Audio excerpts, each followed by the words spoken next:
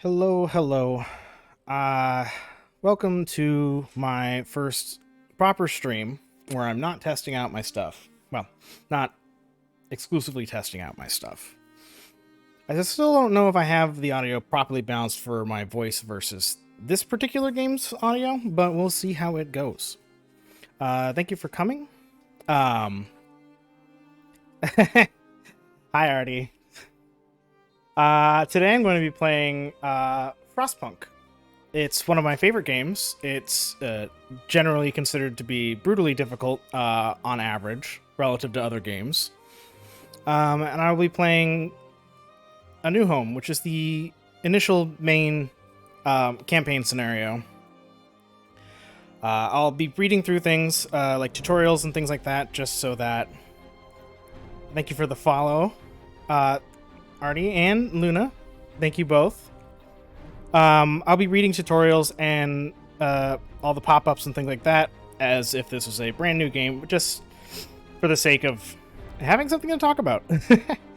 I have technically 100% of this game, but it's been a while, so I may be a little rusty, but I am familiar with all the mechanics and such. So let's get started with a default run of the main campaign. This game has a lot of great music, and this intro cinematic for this scenario is fantastic. So I'm just gonna let that play out. Oh, excited.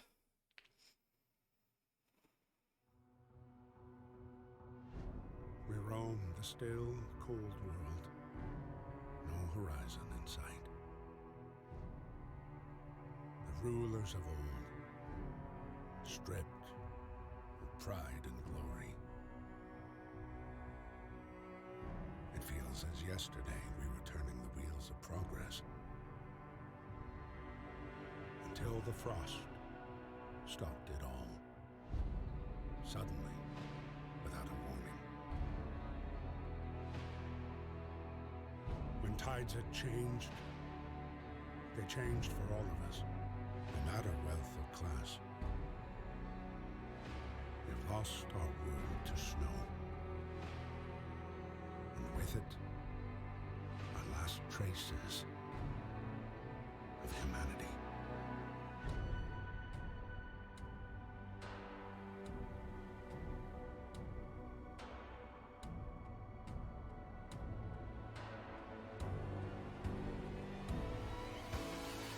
We bid farewell to plenty, and for those who remained, came the time to adapt. We decided to leave our homes and head north. We roamed for weeks, maybe months, leaving behind all the things we once believed had made us. It was hope that pushed us forward. Slowly, step by step. We knew the cost of our journey, and we paid the price 100 times. Finally, the time has come to build the last city on Earth.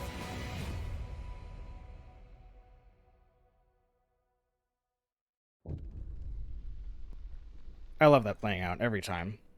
Oh, it's so good.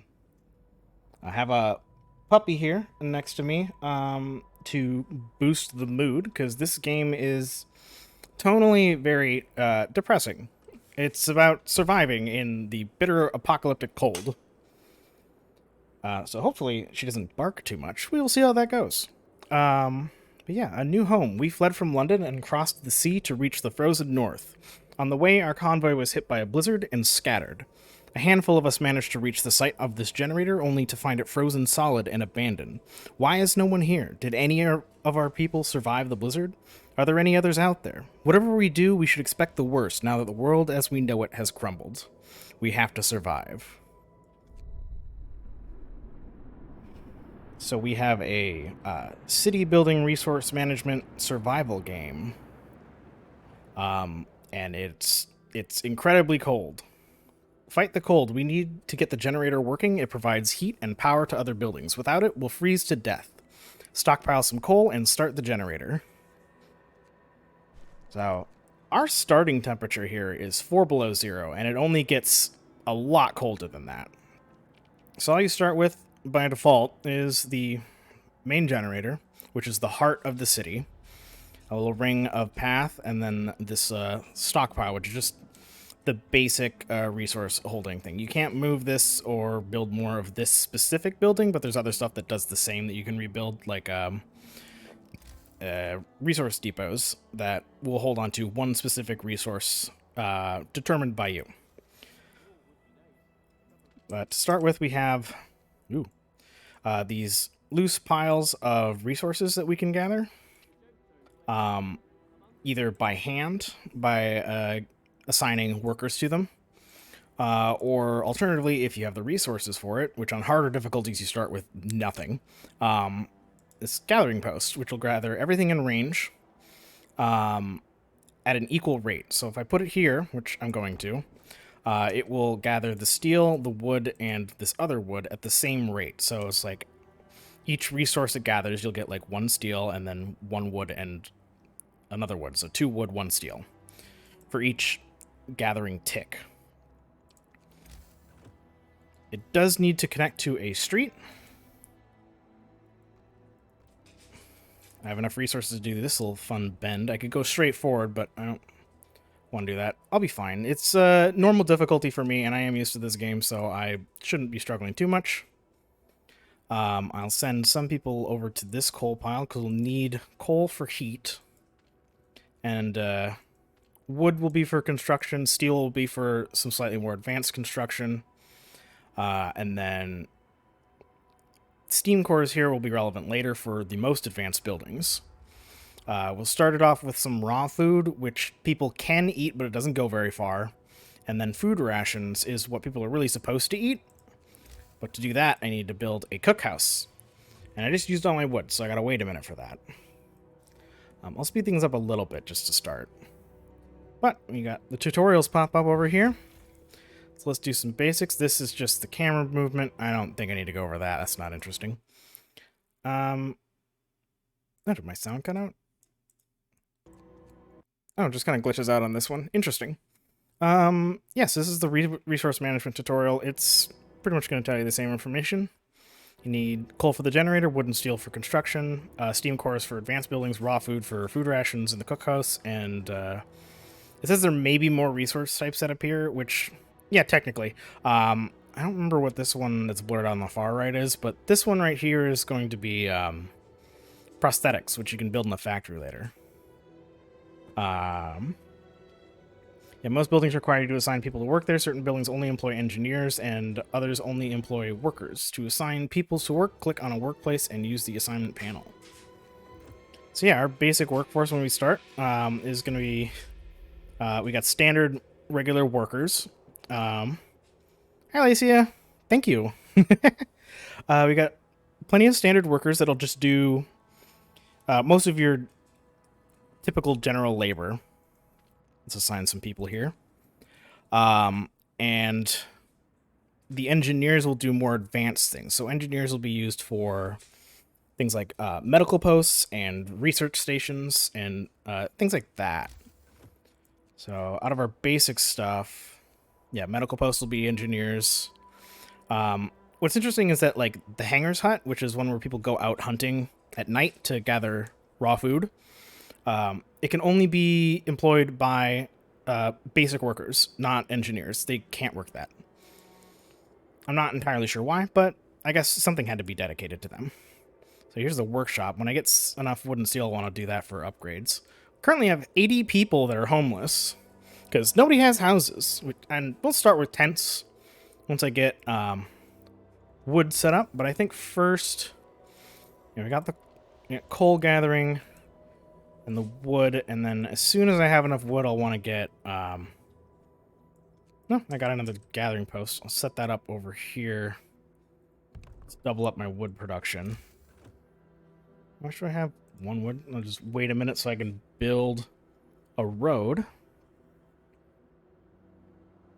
I think one of the cool factors about this specific game is that the city building thing is radial around the generator instead of like a grid-based one. I mean, I guess it's still a grid, but it's a radial grid. As you can see, it kind of wraps around in a circle, which I think is very interesting. All right, housing problem. No roof over our heads. Captain, people are understandably concerned about the lack of shelter. They're falling ill from sleeping outside in this terrible cold. We'd better do something about it. So, sometimes little issues will pop up. Sometimes you'll be able to make a choice, like here. And sometimes you just kind of have to roll with the punches. So we got, I'll provide some shelter. Shelter for everyone, and I won't address this. So, as you can see, provide some shelter is going to be 2 days for 40 people, which is half the population that's homeless. Shelter for everyone is 2 days to provide it for 80 people. And if you're confident, and you can do that, you can get a huge boost to hope, and sometimes like getting rid of discontent, which I'll explain in a moment. And you can ignore it, which will just raise discontent. The sun shelter is much more reasonable to do, but like it's very much like you don't have to pick any particular one. It's just the one that you feel most confident that you'll be able to get by with. I will do some shelter for this one. I think I'll be able to get enough wood in time. Have enough that I can build a road out to this now. Yeah, so we have discontent and hope. If you hover over it, you'll see, I'm going to pause for a second. You can see that the lack of shelter is raising discontent. If this gets too high or maxes out, I think sometimes there's a threshold for certain things. It's a little bit like Age of Empires. I'd say that like it's like the empire building and resource management and gathering aspect is similar to Age of Empires, but there's no army part. Like that's the part that's different, is that it's largely the economy-based section of Age of Empires, which is part of my favorite part of Age of Empires. So when this game came out, I was like, oh, this is right up my alley. It's exactly what I want to play. Let's see what this thing is. Wisdom of the crowd. Ah, yeah, that's the tip. Captain, when facing demands, remember this. People usually look for the quickest solution, not the best one. You don't have to agree to everything they ask for. If you fix the problem your way, it's fine. Yeah, so like I said, you don't have to agree with what they were saying. You can pick whichever one you're most confident in. Yeah, I love these types of games. I think one of the interesting differences between like typical resource gathering in RTS games like StarCraft and Age of Empires and things like that is that while you can see the models of the people here, as soon as work time starts, which right now I guess it's free time, as soon as the work hour starts, the resource gathering starts ticking right away. So even though like the workers may not have made it to the station yet, and they may not have made like a proper trip back and forth from like the steel to the resource gathering post, they'll still be gathering the resource. Like it'll still tick up in the resource counter. Whereas like in Age of Empires and StarCraft and stuff like that, the worker will go to the pile, gather enough until their holding capacity is met, and then return to the drop-off point, and then you get the resource. So this one's a little bit less reliant on like micromanaging the individual character models, and so it's a little bit more forgiving with that kind of stuff, and that way you don't have to worry about like the bugginess of some of their path finding as well. In free time, that's typically when the employed workers will do things like constructing buildings and paths, and eating at the cookhouse, or doing any other type of like non-labor focused aspect of what they do. With the exception of people that are in hunters' huts, because they go out at night to gather food. The heating is off. The generator's off. People are afraid they'll freeze to death in their sleep if you don't at least turn it on for the night. Yeah, it's about time for me to turn that on. Look at all that snow melting. Doesn't that look toasty? We've got a few more tutorials I can check out here. Time control is not interesting to talk about. That's pretty basic. It's just, the pause, fast forward, and whatever. Oh, one interesting thing about fast forwarding is that every time it hits the start of a new day, which it's not midnight, it's like in the AM when it's like, okay, new day starts. The fast forward will go back to regular time each time so that you don't end up getting carried away. Yeah, it says here, right here. Each day at 5 o'clock. It'll just reset to regular time, so it doesn't just keep blasting through everything. Which I think is good for this kind of game, because you should be paying more attention to certain things. It's not one that you can typically leave to just do whatever it wants. Here in the construction panel, it's explaining the radial grid. Valid placement, like if you put it here and it's built, it'll function immediately. Invalid means there's something in the way, and conditional is typically what you'll see when you place something down and it's like you need to still build a road to connect it before it's functional. So that's the only catch with that one. I don't know why the audio keeps clipping out when I'm doing the tutorial screens, but I guess I'll have to roll with that. Yeah, so the generator makes heat, and you can get upgrades to like expand how far it is and how hot it is.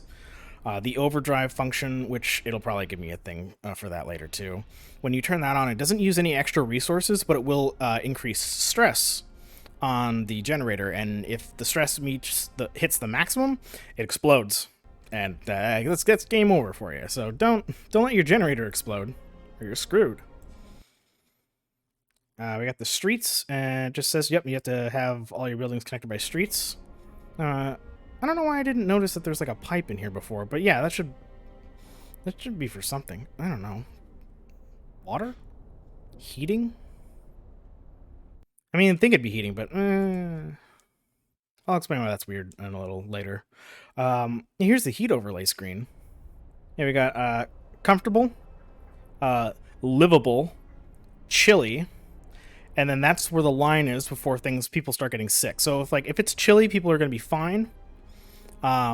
Anything lower than that, they're going to start getting sick. And certain buildings won't work when they're too cold. So cold, very cold, and freezing. So I like that the highest one is comfortable, and then the next one is livable. It's like, I guess this will work. And then chilly, and that's still a positive. But currently it's warm enough out that they have their body heat keeps them livable. So body heat being considered livable in -4 degrees Fahrenheit. So that's your kind of gauge for how much we're dealing with here in terms of temperature. I think I can fast forward for right now. I don't have enough wood at the moment to start building anything else, but I have the 2 resource gathering posts, so that should get me stuff soon. People are starting to get sick now. I'll build a healthcare center along with the houses in the next day, but I'll just do fast forwarding for now.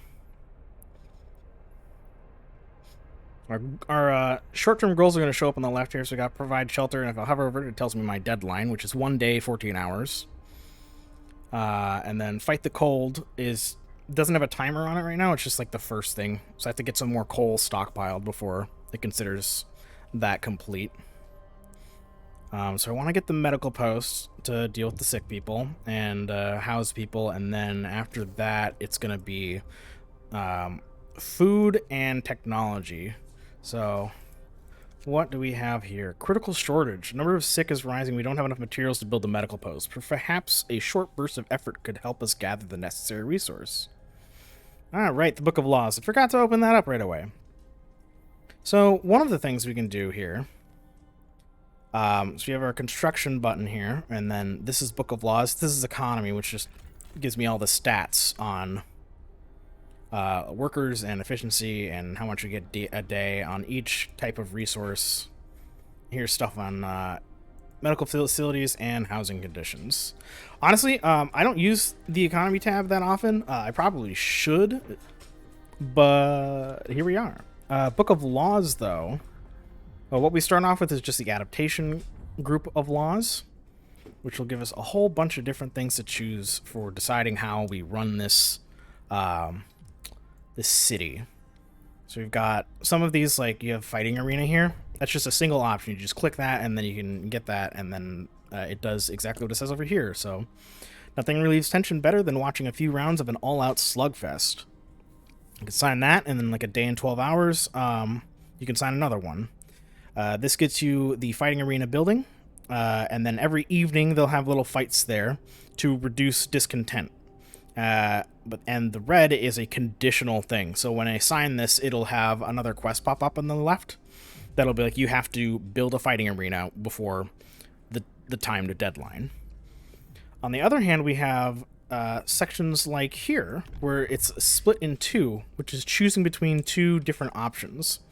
So for this one, at the cemetery, we'll establish a burial ground so we can lay our dead to rest with dignity and respect. I'll get to build a cemetery. Hope will rise from signing the law. No risk of disease from unburied bodies. And then like the negatives would be each burial will keep some people from work for a few hours, and you'll have to establish a cemetery. But the alternate option is corpse disposal. We'll keep dead bodies out of the heat zone and cover them with snow. The cold will halt their decay. The new building is the snow pit. There's no risk of disease from unburied bodies because I'm not leaving them in the streets. Bodies are preserved for potential future use, but I'll have to build a snow pit. Hope will fall and discontent will rise. They come with different bonuses on like farther into the tree. So like ceremonial funerals over here will be something. If I buy the if I get the cemetery, I can get the ceremonial funerals, which will raise hope more, I think, or it was like reduces the debuff that you get from people dying. And then organ transplants, on the other hand, for the snow pit, means I can take bodies from the snow pit and use them to increase the healing speed for medical posts. So like they'll use the organs to like make people feel better, or you know, medicine, whatever. Have a liver. What I want to start with here, personally, is going to be emergency shift. I don't like using emergency shift because it's a full 24 hours of work, of forced labor. It raises discontent by a lot every time you use emergency shift. It'll go away after it's done, but it's a pretty significant spike. Signing the law on its own will raise discontent a little bit, but that's not a big deal. What I really want to do is get extended shift, which has a significantly lower hit on discontent, adds a couple extra hours to the workday, and unlike emergency shift, it won't have a cooldown. Like I could just keep that on forever. It'll be a permanent debuff while it's on, but it works. So 24-hour work shift, and I'd go into the building and hit this button over here to toggle it. But it's a huge spike. So I will not be doing that right now. I want to save it for later. I didn't finish explaining hope and discontent. Discontent, if you go all the way up, it will max out and they'll be mad at you and kick you out. Hope, if it goes all the way down, they being the citizens, will feel hopeless. I mean, they'll feel hopeless. And then they will also be dissatisfied with you and kick you out. One way or another, if either of those goes the wrong way, discontent fills or hope empties, then you'll lose your spot in whichever way that they choose is the most appropriate way to get rid of you, depending on how you did. Sometimes they'll just exile you, and sometimes they will throw you into the generator and burn you to death.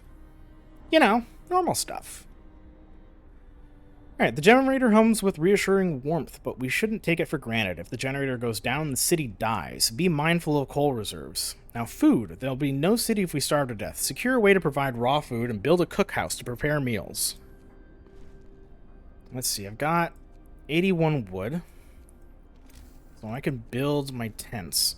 1, 2, 3, 4 to start with. I need the medical post for health. And there's the workshop. I have enough for that. The cookhouse I will place. How ballsy do I want to be? This is outside the heat zone, but I think I can stay warm long enough. I'm just planning out my future building placements. As you can see, this is a little bit larger, and I want to have optimal spacing for my houses, and I plan to get as many survivors as I can. So let's see, 1, 2, 3, 4, 5, 6 rings. That should be good. So once I get like the max range, this should be in range of the heat. But until then,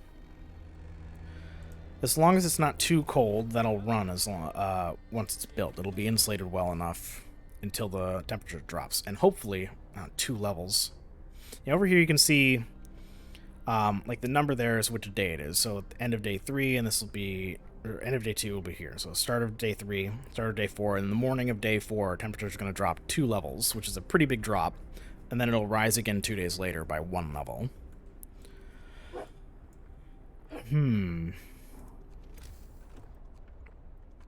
So I built the cookhouse to make the rations so that people aren't starving right away.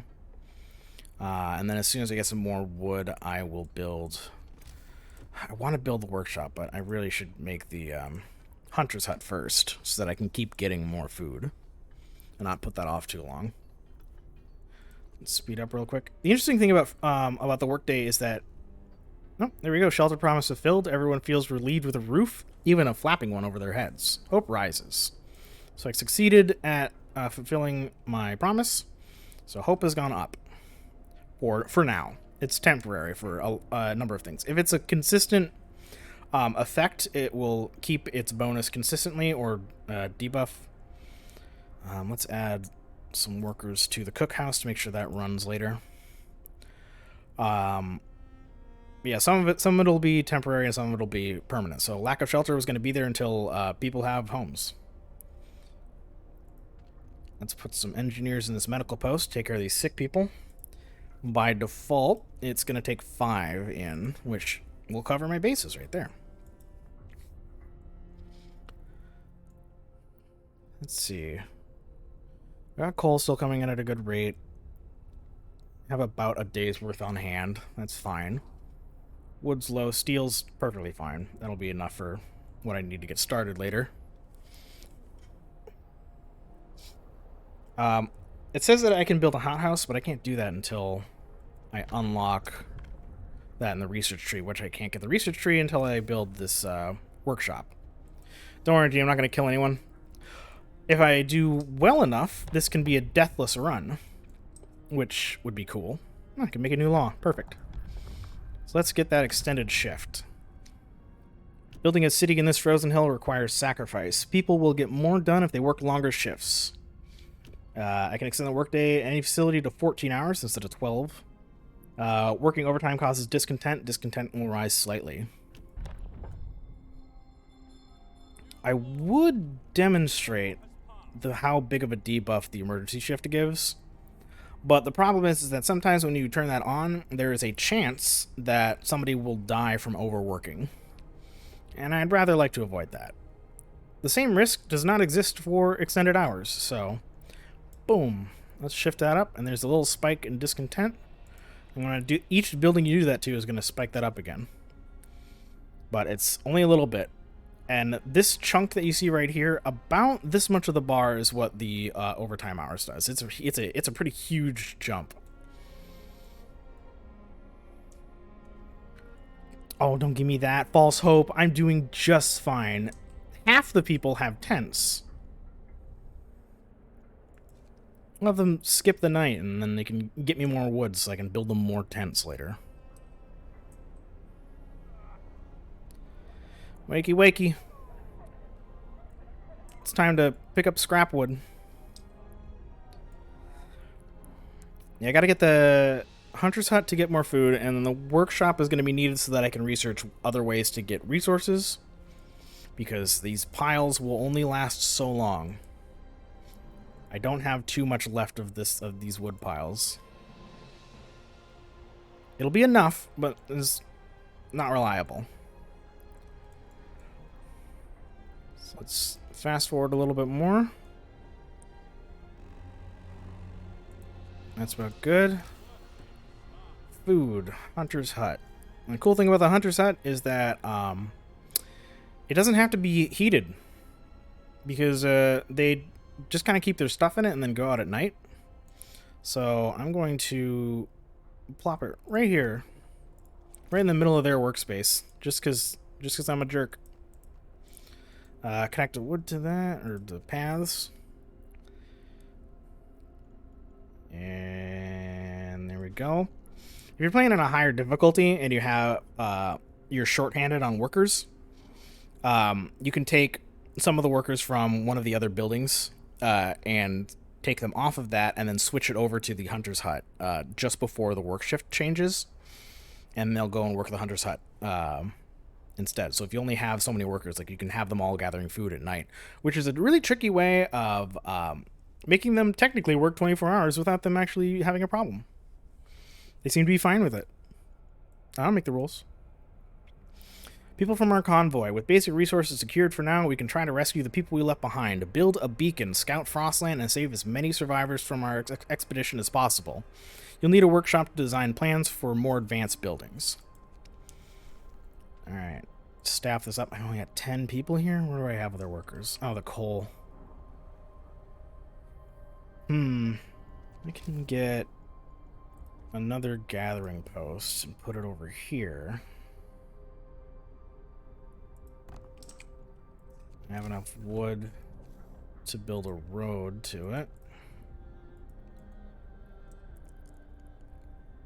I'll keep them working on that for now, and as soon as that's built up, I'll shift some of these workers over here. Oh, wait, cookhouse is out of raw food, so I'll just take them off of that for right now, because we don't need them there. I'll shift over the extras in a minute.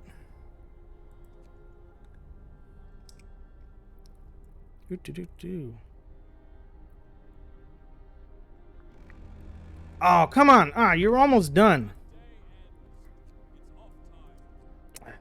We're probably gonna go get food. 3 more people are sick. Oh, build the houses. Fine. 1, 2, 3, 4. That's 4 more tents. People are probably going to get food or something.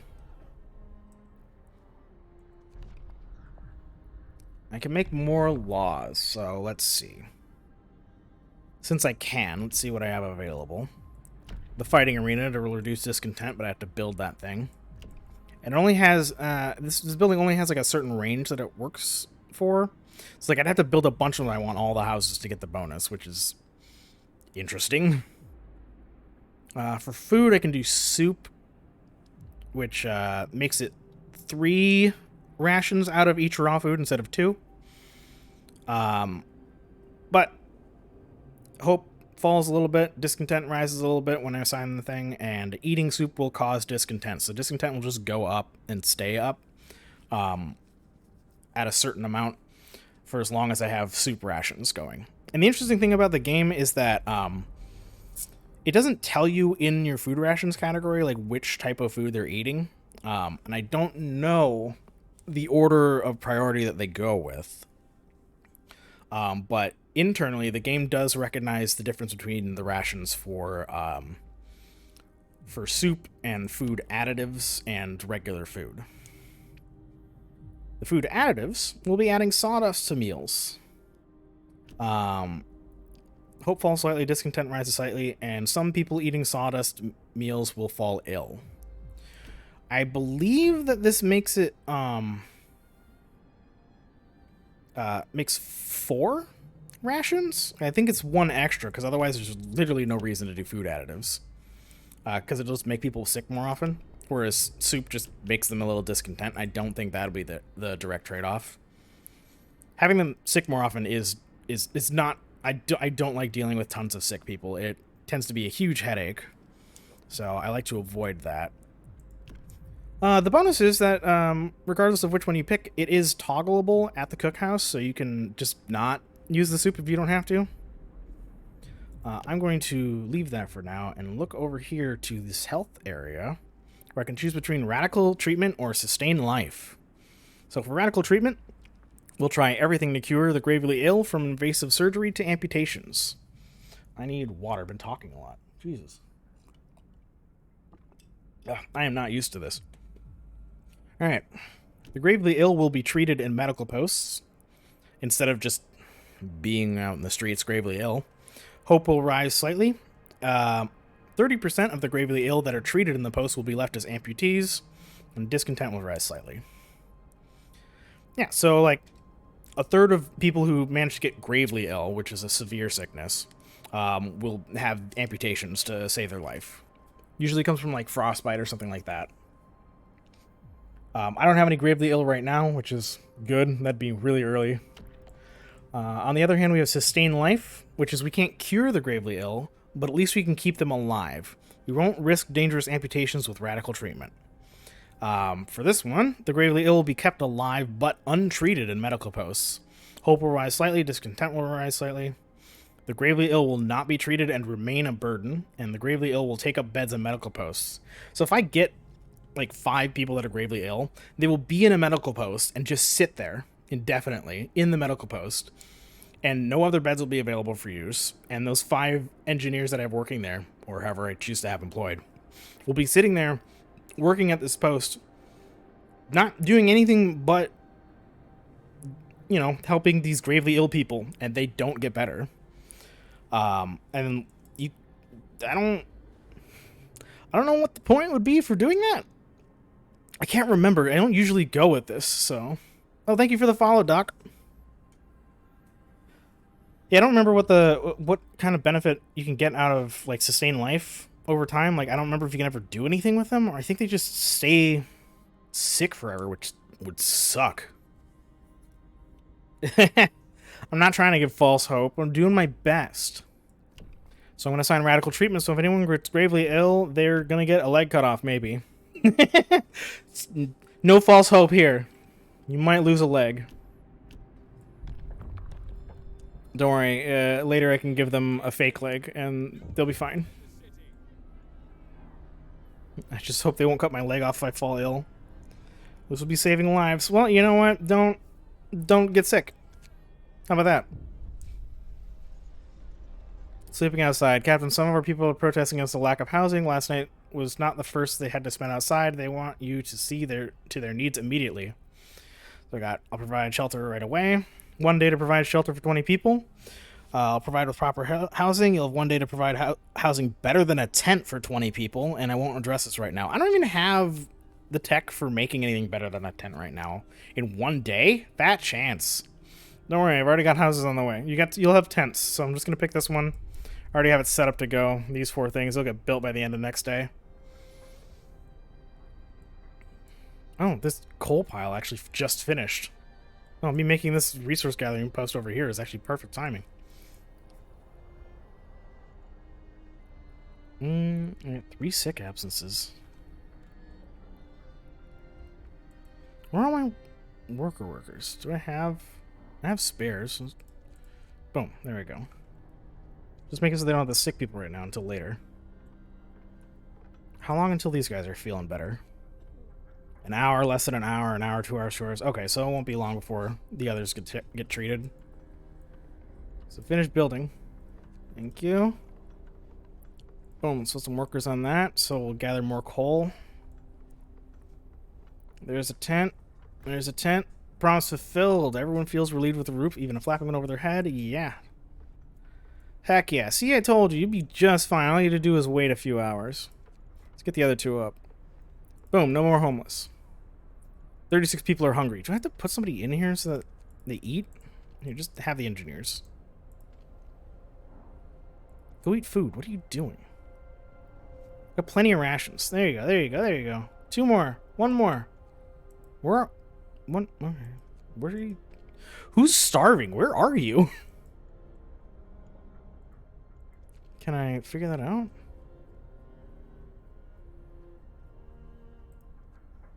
Maybe it's a sick person. Well, I don't know how to find the hungry person.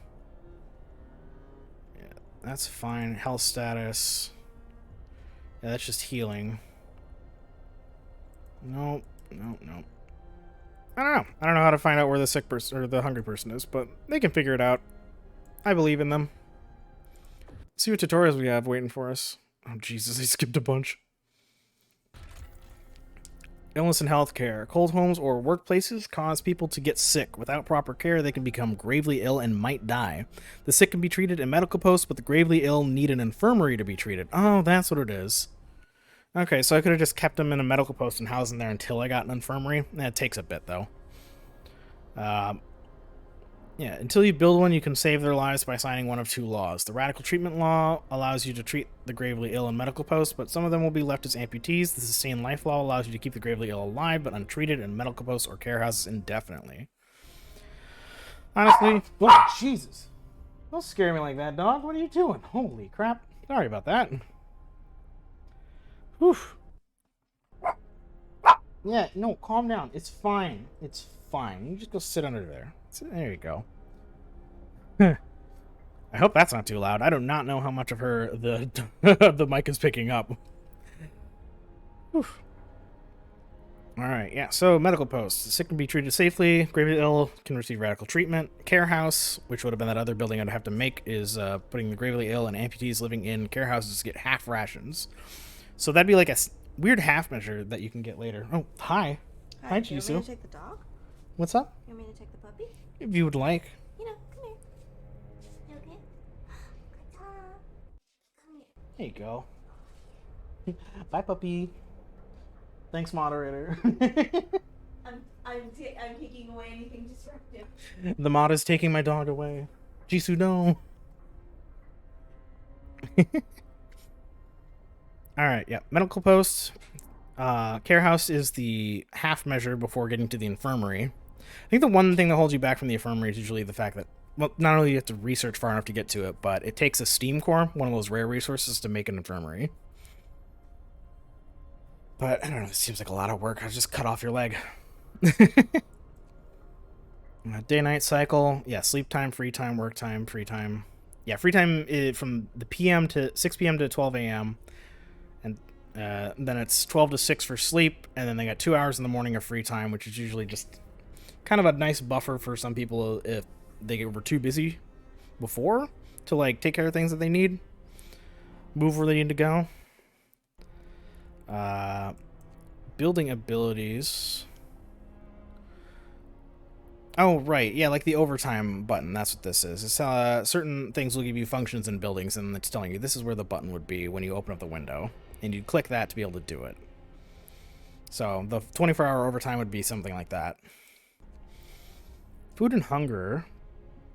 The cookhouse prepares meals for people. It produces 2 food rations from 1 unit of raw food. Raw food is provided by hunters and hothouses, and is sometimes found by scouts during their exploration. When there are no food rations to be had, people will start eating raw food. So hunters' huts give you 15 raw food a day by default. The outhouse will give you 30, but that takes a steam core to do that, and you have to research one.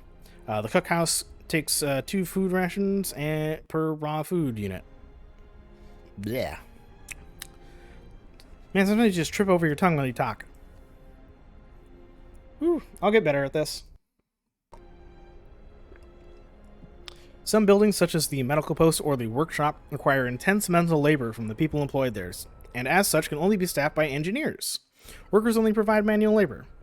Children can't be employed at all initially, so they'll just be sitting here eating my food. But there's a key word here. Initially. You can check your workforce distribution by clicking on the icon in the bottom right corner. We'll get back to that child labor later.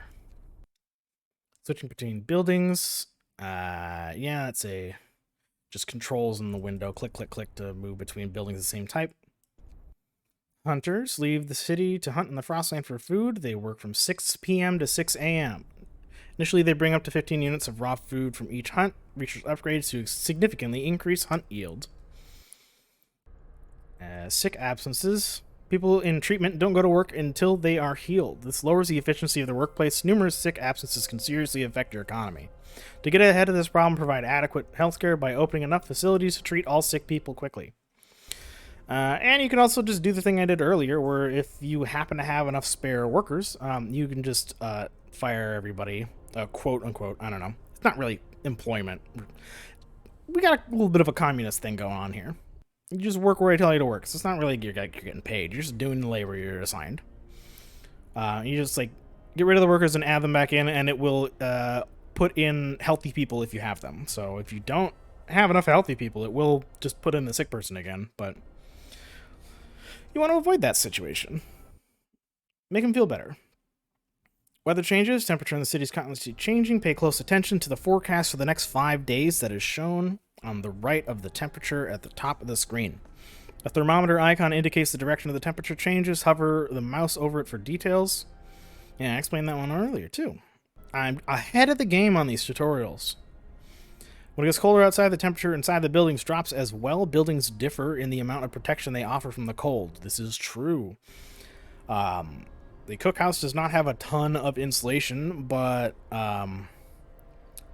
things like the what was I thinking of? Well, it's easier to explain at the houses. So like the tents are pretty low insulation, but you can upgrade them to bunkhouses, which have better insulation, and then you can upgrade those to houses, which are even better, and then you can even buy an upgrade or research an upgrade to make the houses have even better insulation on top of that. All right, that's caught up on these tutorials for now. Where was I? I have enough to make a workshop? Yes, I do. Fantastic. Let's put one of those in right there. Speed up. Make that building. Oh, temperature dropped. It is... keeps going. We're now down to 40 below zero in Fahrenheit. I don't remember what temperature it would be in Celsius, so figure that out on your own if you want to know. How are my resources doing? 48, 85, 8. That steel's empty, and this one's got 73 and 30 wood. Oof. Yeah, I'll definitely need to do some research real quick.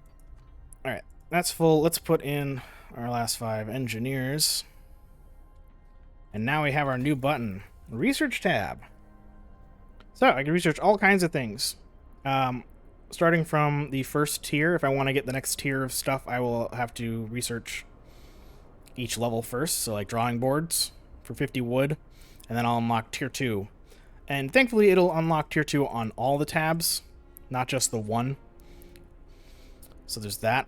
For heating, I can do steam hubs, which is just kind of like a mini generator sort of thing, and put them on a spot in the road, and it'll heat all the buildings in an area. Alternatively, heaters, certain buildings I can just turn on a heater in the building, and it'll work. Heaters will be on whenever the building is occupied. Steam hubs, you can change it from 24 hours to overtime hours, or not like the extended shift hours, or regular shift hours, depending on what buildings you have around it, and how long you want to keep them heated. I don't need either of these at the moment, so I'm going to wait on that. Let's skip over to food. Hunter's gear is the only one I have available here, which is going to increase the amount of food from 15 to 20 per hunt. I'll read out their little tooltip thingies when I actually choose them. So resources, I can do faster gathering, which allows me to pick up from the resource piles faster. I don't... Yeah, it's coal... yeah. Coal piles, wood crates, and steel wreckage, which is the stuff that's just kind of on the ground. It's 15% faster than whatever it is, either if you're gathering by hand or working at a gathering post, which is more efficient than just directly from the pile. I don't need this right now, and unless I get a specific coal gathering method, the coal thumper, I don't think I'll be using that anyway. But we'll see how it goes. So like the coal thumper here is one of the methods of gathering coal after the piles are depleted. It will pump pressurized water into underground coal deposits. The coal thumper washes the precious resource to the surface, forming a pile of up to 560 coal per standard workday, enough for 2 gathering posts. So you'd build one of those, and then it makes coal piles right next to the building. And then you put the gathering post right next to that, and they'll gather from the pile. The second of 3 methods would be something I can't get yet, which is coal mining, where I just get a coal mine and put it on a specific point on the map, which I will show you that in a minute. Because some of these buildings, like the coal mining, have specific spots that they can be placed. So a coal deposit, you can put a coal mining thing on. A steelworks, you can put in, I forgot what it's called, but there's a specific little spot where you can put the steel to like harvest that. And then the wall drill for the wood is just a couple points on the wall where you can stick the drill, and it'll drill into the wall and gather frozen lumber from the endless glacier. The next one I'm going to want to get is going to be sawmill, because that's the most critical one that that I'll run out of first. Despite the coal being a constant resource needed to like keep the heat on, I still have a couple more piles that I can pull from, so I'm not as short on that as I am with wood, which I need for buildings and research. Depending on how my coal is doing, I'd want to do steel next, or coal. Like, so whichever one, if I'm doing fine on coal, I want to get steel. So I don't run into more hiccups, because some of the research needs steel as well as some of the mid-tier buildings. But we're not going to do any of those first, because what we need to do is go to exploration and industry and get the beacon. The beacon allows us to send scouts to search for the wilderness for goods and survivors and bring them to our city. Lookouts will also spot incoming groups of people. Let's get that. And we'll talk more about what that does when they finish making it. So here, I have an iron ore deposit. That's where I'd place a steelworks. It would just sit right on top of that in a set position, and they would gather steel from that. Here we have 2 coal deposits, so I can build a coal mine on the left and the right here. I don't know visually where the spot is for the wall drills. It will show me as soon as I like try to build one. It'll show the spots, but I can't tell visually where it is. I got another coal deposit over here as well. I should have another steel pile somewhere. Or iron deposit. But I don't see it. But that's okay. Maybe it'll have it. Maybe it has 2 spots right on that single pile. Not sure. But typically you can build 2 steels, 2 wall drills, and then 3 coal mines. That's typically what you get in this map.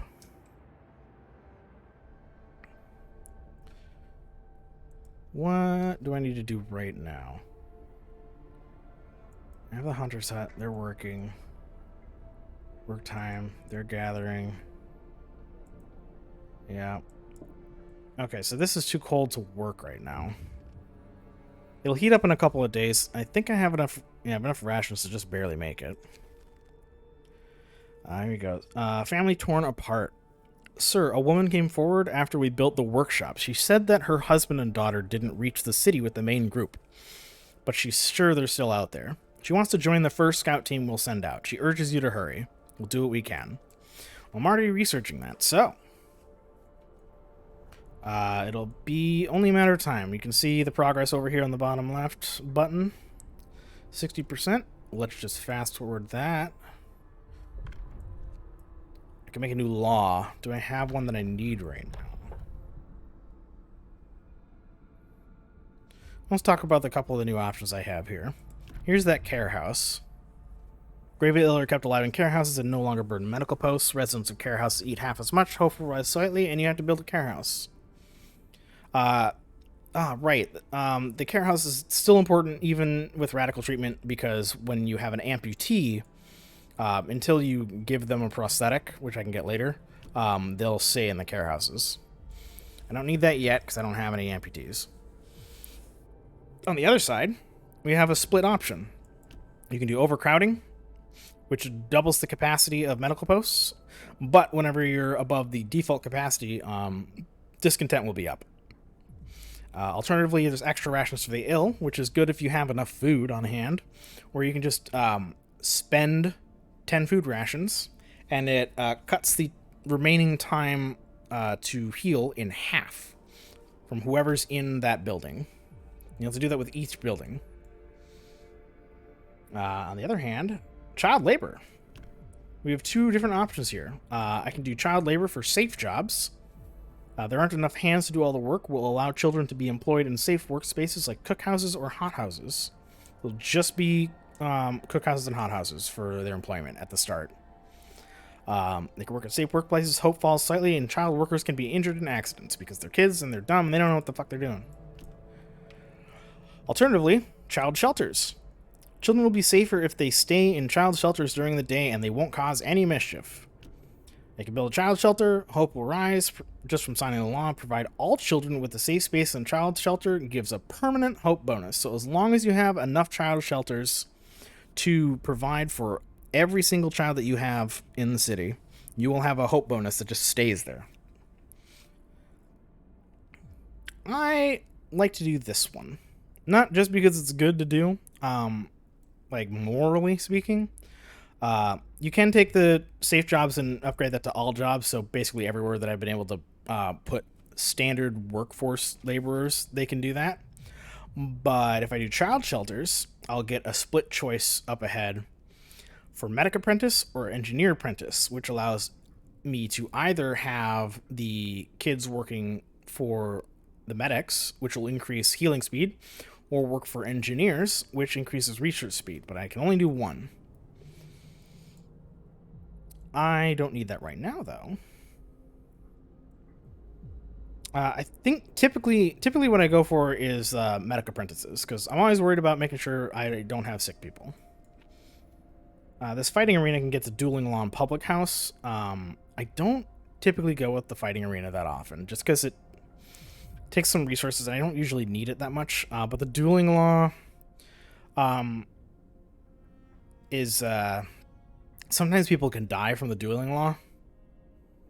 And I think it just gives you a better bonus or something like that. Each time it happens, it like improves the effectiveness of the fighting arena, but sometimes people get injured in the fights. The public house is a single building. You just place one of them, and it's the bar. And people will go there for drinks, and that rises hope every time that they eat. So, like, if you have soup, which raises discontent, and you have a public house at the same time, they cancel each other out in a way. But soup raises discontent, public house raises hope. So it sort of cancels out in one way, but, like, it's not like it's going to erase one or the other. So if your discontent is still too high and you give them soup and it's going to go higher, then that's your problem. And I know that the public house can at least get one other thing, which adds prostitution. I don't remember how that all plays out. I usually don't go down this this arc. I might do that on another run, or I might do it later just to see how things go. But for now, I'll skip it. I'm going to do child shelters for right now. And we currently have 15, so I only need to build one. And it's one of these long boys, so I'm going to stick them back here. I should do that and that. And then, so I'll do a back road here. Speed it up a little bit. Research is done, so I can build the beacon. I only need one of these, and I like to put them way back here, just because I like putting them back here. Just a nice little spot. It doesn't need to be heated or anything, so no worries there. Let's get the road just where I want it. Come on. There you go. Oh, I have 75 wood, so I can afford some more tech. So sawmill. Let's do sawmill. Get that moving. I probably should have done heater, but I'll be fine. How are my sick people doing? 5 hours for that. 22. Oh, they got all 5 of them are in the healer's hut, which is good. Children are cared for. The child's shelter is ready, and children are safe inside. People can work without worrying that something will happen to their kids. Hope rises. Alright. Come on, build that road. You got this. You're almost done. Wait, did I forget it? Oh, I forgot a stretch. I got it close to the other houses, but I didn't technically connect it to another street. There you go. Finish it out for me. Get it connected. Let's go. Yay! Beacon built. We're no longer lost and blind. From now on, our people will be able to survey the icy barrens that surround us. Frostland. Now for the next little branch of what I can do here. Here's a little cinematic of the balloon.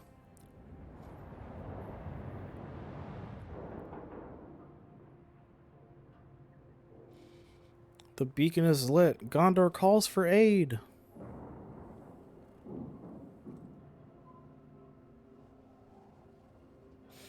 It's like a lighthouse, but with a hot air balloon and a tether. Alright, so here's the start of the map. So kind of this general area is what I'll be able to explore from point to point. That yellow one is the one that the plot wants me to do. Rescue survivors of our lost expedition. It's going to be right here. Sometimes these little things will be a little bit random, but there's not too many options that I'll choose between, particularly for this scenario. If you do like an endless mode, it'll just randomly do a bunch of points, and then you'll have like a major storm, and then it'll wipe the map clean, and it'll start with new points, and you'll just do it again. That's for endless mode.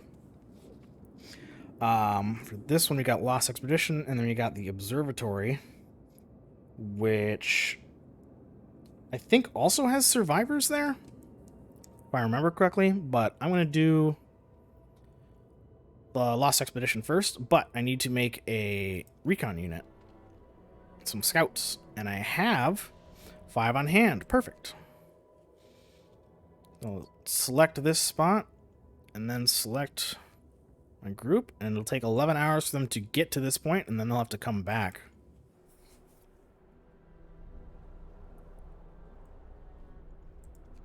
Let's see.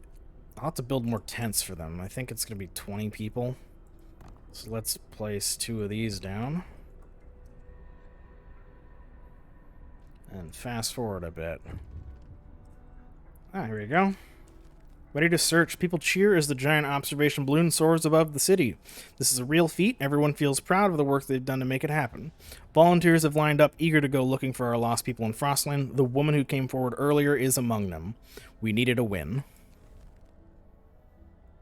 Let's go.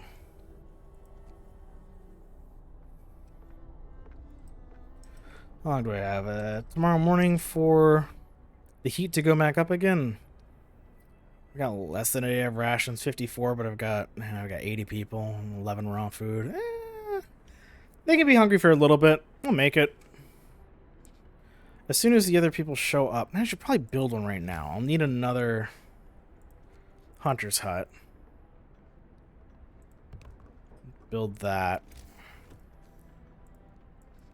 So I'll need more food. The cookhouse usually does a pretty good job on its own. I can make more of them, but I don't usually need to have more than one. Sometimes I'll do 2, but not much. Got 15 over here before this is all depleted. How many over here? 40? I'll need those sawmills soon. Book of Laws. Alright. Engineer's Apprentice says, education is the key to our future. Let's teach our children engineering so they can help with new designs. We'll help with the workshop, speeding up research. But I'll be going with Medic Apprentice. Education is the key to our future. Let's teach our children medicine so they can help with the sick. They'll help with medical facilities, raising their efficiency. Carry that bucket of blood around, kiddo. You'll be just fine. Oh, and these funky devices you kind of see on their hips, that's their little personal heater lantern thing that everyone just wears on them. It's mostly a lamp, as far as I know. So when you see people walking around, there's little lights on them, especially at night. That's what that is. It's this little hip light.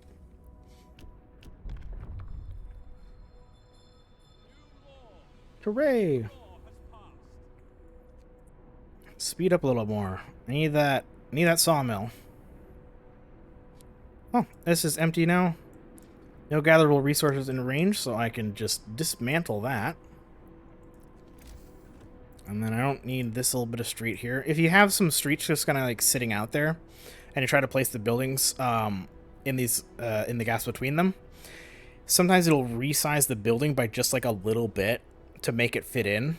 And sometimes you can lose like a square or two doing that.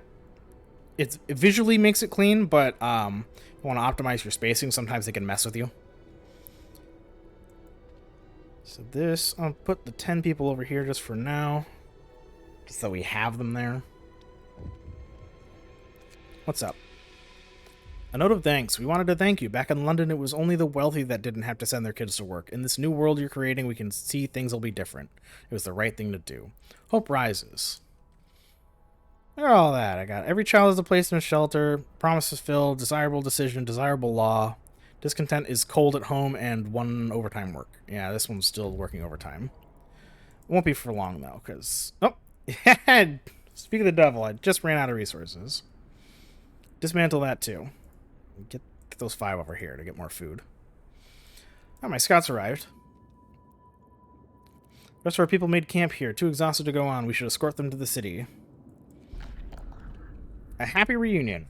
We enter the camp, appearing out of the driving snow. A choir of excited voices welcomes us. Thank God you found us. We had been wandering for days until we couldn't go on any longer. Soon we'd begin to starve. Children and adults surround us, packed and ready to go. More water for me.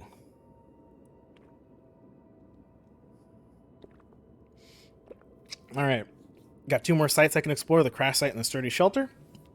I have 2 options. I can either send the survivors to the city, so they'll set out towards the city on their own. It takes them longer, and some of them might not make it. They'll die on the way. How many? I don't know, it's random. Or I can escort them to the city, where the scouts will just walk them back. Everyone's going to arrive safely. The only downside is that I don't get to use the scouts for anything else in the meantime until they get back home. But that's not a huge deal.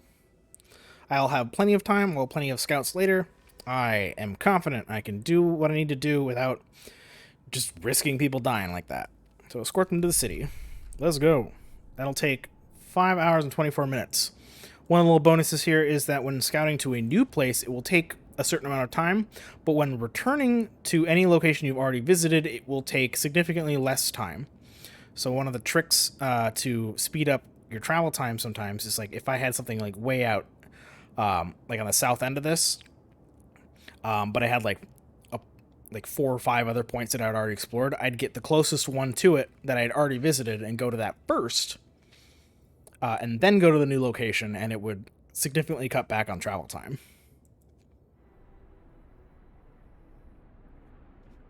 2 sick absences, Jesus. How much coal I got? 300 and 300. Yeah, that'll last me fine. 2 days, 300 coal covers me for 2 days. I got plenty of coal. I'm good to go. 60 steel sitting over there. And then this has 500 coal and this has 500 coal, so I think I'm good on that. How's the temperature? A little too cold to just have them work on their own. I can build something new. My sawmills are ready. Fantastic. Let's clear up this space first. If I plant it in the wrong spot, it'll destroy resources. I don't want to put it on the trees because it'll break them. This shows me the range I can reach. So if I do it here, I'll have enough where, yeah, it's not optimal placement as far as like the grid goes, but if I put it right there, I'll be able to get a fair amount of these trees, and then I can research an extension for the range that'll end up covering the rest of them later. Oop, let's just connect that. If I can get a gathering post. If they work at a gathering post, it'll be a little bit warmer. So let's do a gathering post for them so they don't freeze while working on it, so that I can get that steel. Research would be... Yeah, coal's doing fine. I want to do heaters first. I'll do heaters now, just so that I can get that cookhouse working. And then I'll do hunter's gear and then steelworks. I think that's the order I want to do.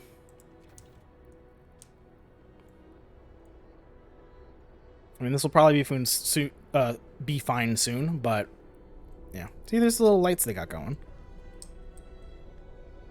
It looks like a bunch of monks, just because of the coloring they have going.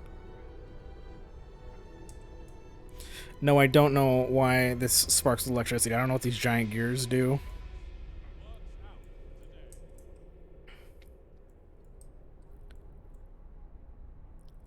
speed up again.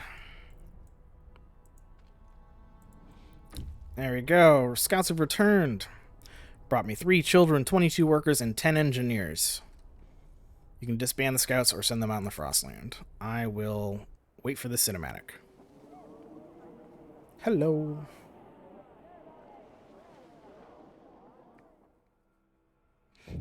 Can't imagine the hike through the snow like that. Just miserable. I mean, all of this is mostly miserable, so. Reunions. It's heartwarming to see the families reunited after so many hardships. But shouldn't there be other settlements nearby? The first expeditions left London long ago. They ought to be well established by now. They'll surely help us find our footing. We will look for the others. So let's send our scouts out again. Currently, I can only have 1 group of scouts.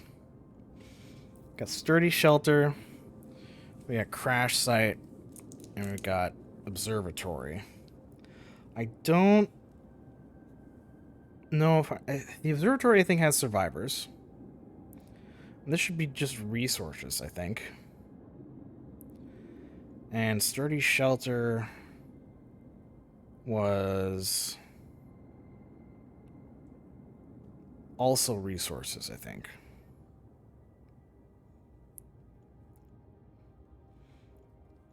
I'll do the crash site first. So it says it's 20 hours, and this is 6, so let's start with the 6. And we'll see how much of an impact it makes once they get there.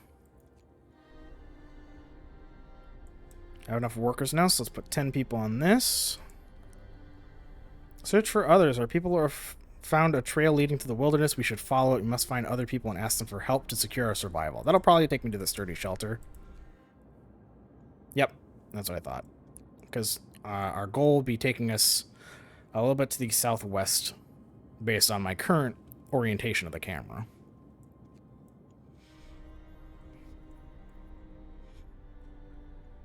Yep, this is almost gone. Cool. I'll have to take that apart. Hunter x Hunter. Let's check this economy tab. Check my food. How does this work out? I got 30 of these a day, which is 60 food a day. And I have I need more food. Food, Hunter's Hut. You can kind of see the size here, how it jumps up when I put it down here, just from that. I'll lose 1 box just so it can fill this little gap between this and the sawmill. I don't want that, so I think I can circumvent that by doing this really quick, and then yeah, I can put it right here. I put the road out there to kind of give it the spacer. You see the little red box it has there where it's like this space will be unusable because like nothing's going to fit there. But it's fine because everything that's over here is going to be temporary anyway. That steel pile and this wood, sawmill, they won't be there forever. Because as soon as that sawmill's done cutting down all these trees, I'll be getting rid of that. And then I'll have to move on to the wall drill. So let's do a hunter out there and then another one here. And build roads to them so that they work. And then I don't need this other one here anymore. So let's just get rid of that. Oh, I forgot to mention, I was talking about the coal methods to get before. And resources. I said coal thumper and I said coal mining. The third one is the charcoal kiln, which takes wood and turns it into coal. So if you are short on coal, but you have a crap load of wood for whatever reason, you can turn it into coal. I have almost never used it because I usually have plenty of coal resources and don't need the charcoal. And I more often need the wood. I don't remember what the efficiency output of each one of them is, but the charcoal kiln doesn't have like the 2 icons above it, so I would presume it's around the same as the steam coal mine, steam coal thumper as far as like efficiency.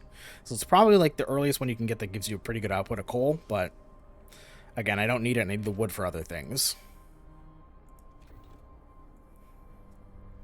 I have 15 people that still need housing.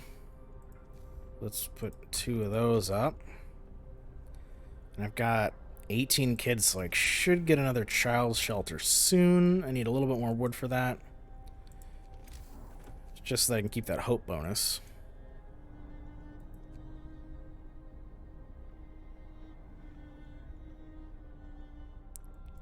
I got too many sick people.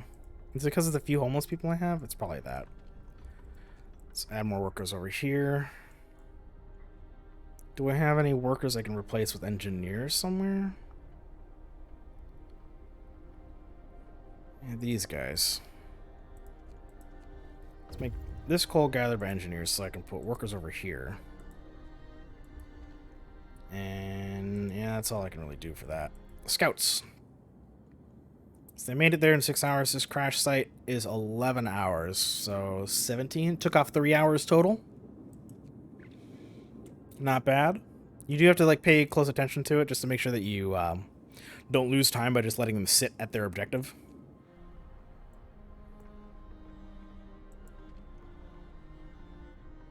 Oh, this gathering post doesn't have anybody in it yet.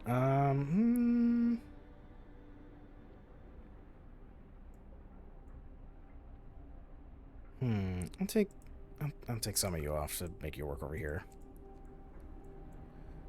Maybe I will get those other survivors soon. But then I'll have to still get more food. Jeez, I'll have to research more food upgrades. Yep, I'll have to research food upgrades to get the extra food intake. That's too many sick people. What's going on? And fast forward. Stop being sick. How is your heal time going? Patience, hour, 6 hours, 21, 23. No shelter. How do you... Oh, right. Then a homeless thing. Yeah. They'll be fine in a second. You'll be fine in a second. Just wait for that to fill up. And he should go away. Boom. Yep. There you go. He's housed. A miracle.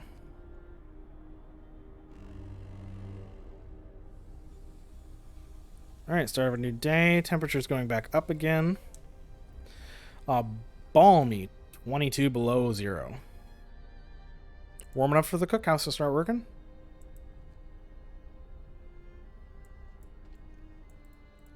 You can have 2 people in there.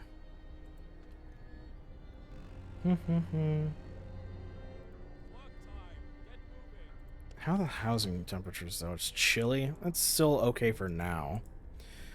Day 10 will drop by 1 level again, so it'll be cold again. What am I missing? What am I missing? Gotta be missing something. Let's check the tutorials again. Not too much. Temperature requirements. Many buildings such as a cookhouse or medical post must be at least chilly or warmer inside to function. Place them in the heat zone around the generator or steam hub, otherwise they could stop working when it gets colder. You should also research and turn on heaters. The orange circle shows the range of heat. Buildings with this icon need to be at least chilly. This icon means the temperature is too low for the building to function. Generator overdrive, I explained that one before. You can turn that on, increases, and then it'll explode if it gets all the way to 100. Research. Right. You can boost research speed by building several workshops. So you have your first one, 100% research speed. Second one, 130, which is a 30% boost. The third one is 150, which is extra 20% boost, and the fourth one is 160%, which is 10%. So you have diminishing returns significantly right away, like 70% less for that first one, and then yeah, so 30%, 20%, 10%. We can get up to 160% total if you have enough researchers. I don't have that many engineers. Not really. Kind of need them to do other things. Then it explains the tiers, which I already covered that. There's the beacon, gives me access to scouts on the outside of the city. The beacon allows you to explore the frostland with scouts. Click on the beacon's base to open the beacon panel and create scout teams. Scouts are self-sufficient and can venture great distances from the city. They may find precious resources, survivors, and perhaps shed light on the world and its fate. The progress of your scouts is shown through the icon in the upper right corner. Exploration. Once they reach an unexplored site, scouts will await your orders. To issue them, click the highlighted icon. Scouts will often need your decision on how to deal with what they find. Note, scouts carry the resources they recover with them, so in order to make use of those resources, you need to call them back to the city and wait for the return. And we got area effects, and I need more water. I am talking so much more than normal today. There are two types of buildings with area effects. Some buildings, like Sawmill, have an area from which the resources can be gathered, and some others, the area in which they can affect people, like the House of Prayer, which is a thing that we'll get to later in this campaign. Or places, it can affect people like a House of Prayer, or places, the Field Kitchen. So like the House of Prayer will increase hope for the housing in its range, and then the Field Kitchen would use food and increase productivity of workplaces in the range. Yes, drink, hydrate. I don't know how to set up those redeem point things or whenever that happens, but hydrate. Woo!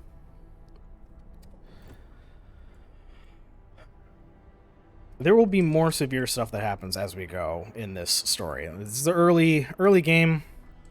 I'm relatively competent. I'm glad I'm not totally botching it by losing track of what I'm doing. Oh, thanks for the follow, Oz. Appreciate it. Yeah, I'm not messing things up as worried as I was worried I was going to be messing everything up before. I've seen Jisoo kill everyone in this game. Yay! Yeah! She's here! We can't talk shit about her. She knows. She's right behind me. Is she? Jesus, sometimes I have to look. A lot of raw food. 2 hours for this. Monkas. 57% for the tech tree. Fast forward, let's go.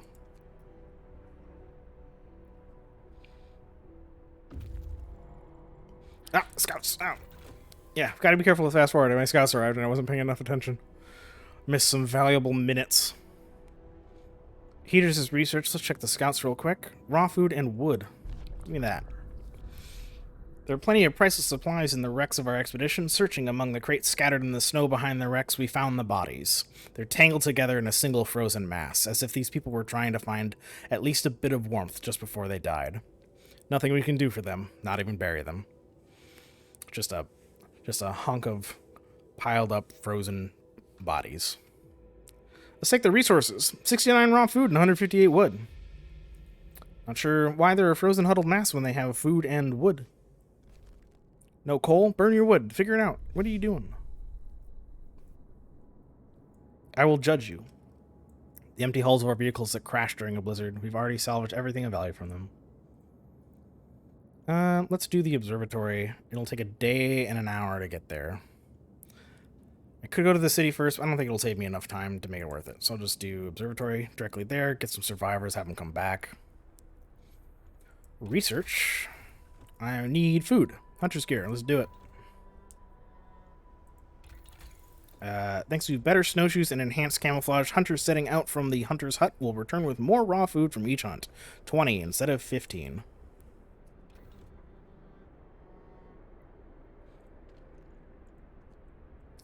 Okay, I've got a little bit of steel left for that. Wood's coming in. I'll probably need... I'll make another medical post right now. Just take care of all these sick people. I don't have much in the way of engineers, but I can probably steal from the cookhouse temporarily. I'll need more tents for the extra people we're going to get soon. Let's build 3 of those. I don't know how many I'm going to find, but we're going to need them. Got 120 rations, about a day's worth of rations, so that's good.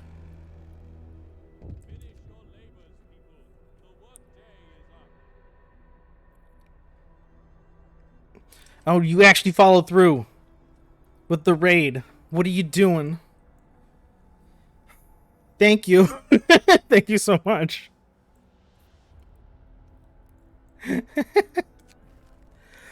Oh gosh, I didn't know when it was gonna happen or if it was gonna happen. Thank you for dropping by. Uh, thanks for the follows, Rithia Nobrev, Lily Ustarte, and Ari. Thank you so much. I'll take your follows. Thank you, Pedal Tuber. Thank you. Where stream is going pretty well so far. I am playing this brutal survival city builder game. Managing my resources, sending people out into the frozen tundra. Nobody has died. I'm just barely managing to keep everyone alive and fed, and I would say healthy, but I've got a number of sick people right now. I said fed, but it's saying that there's some people that are still hungry. It'll be fine. We'll get it. Oh my gosh. I'm hearing more pings, but I'm not seeing the update on my little window. What am I missing? Is it just... Oh, it's probably just late. I see what it is. Hey, no worries about just popping and leaving. I know how it goes. It's late for you, but thank you for raiding. I'm happy to see you. Really appreciate it.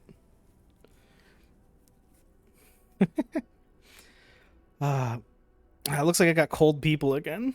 I gotta heat more homes.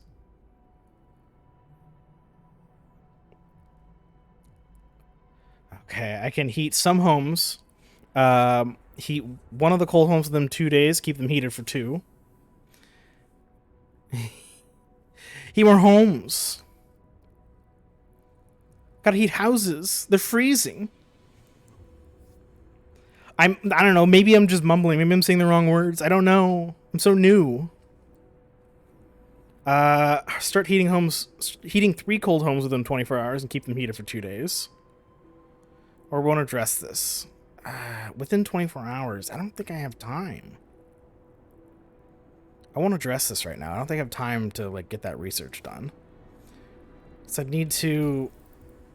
where is it? I'd need bunkhouses over here, or increase the generator range, which I'd need to do drawing boards first, which is 8 hours, and then that, and then I'm already doing hunter's gear, which is 7 hours. Maybe it'd be really close. I don't want to risk that, because they get real upset if I make a promise and break it. Bunch of babies.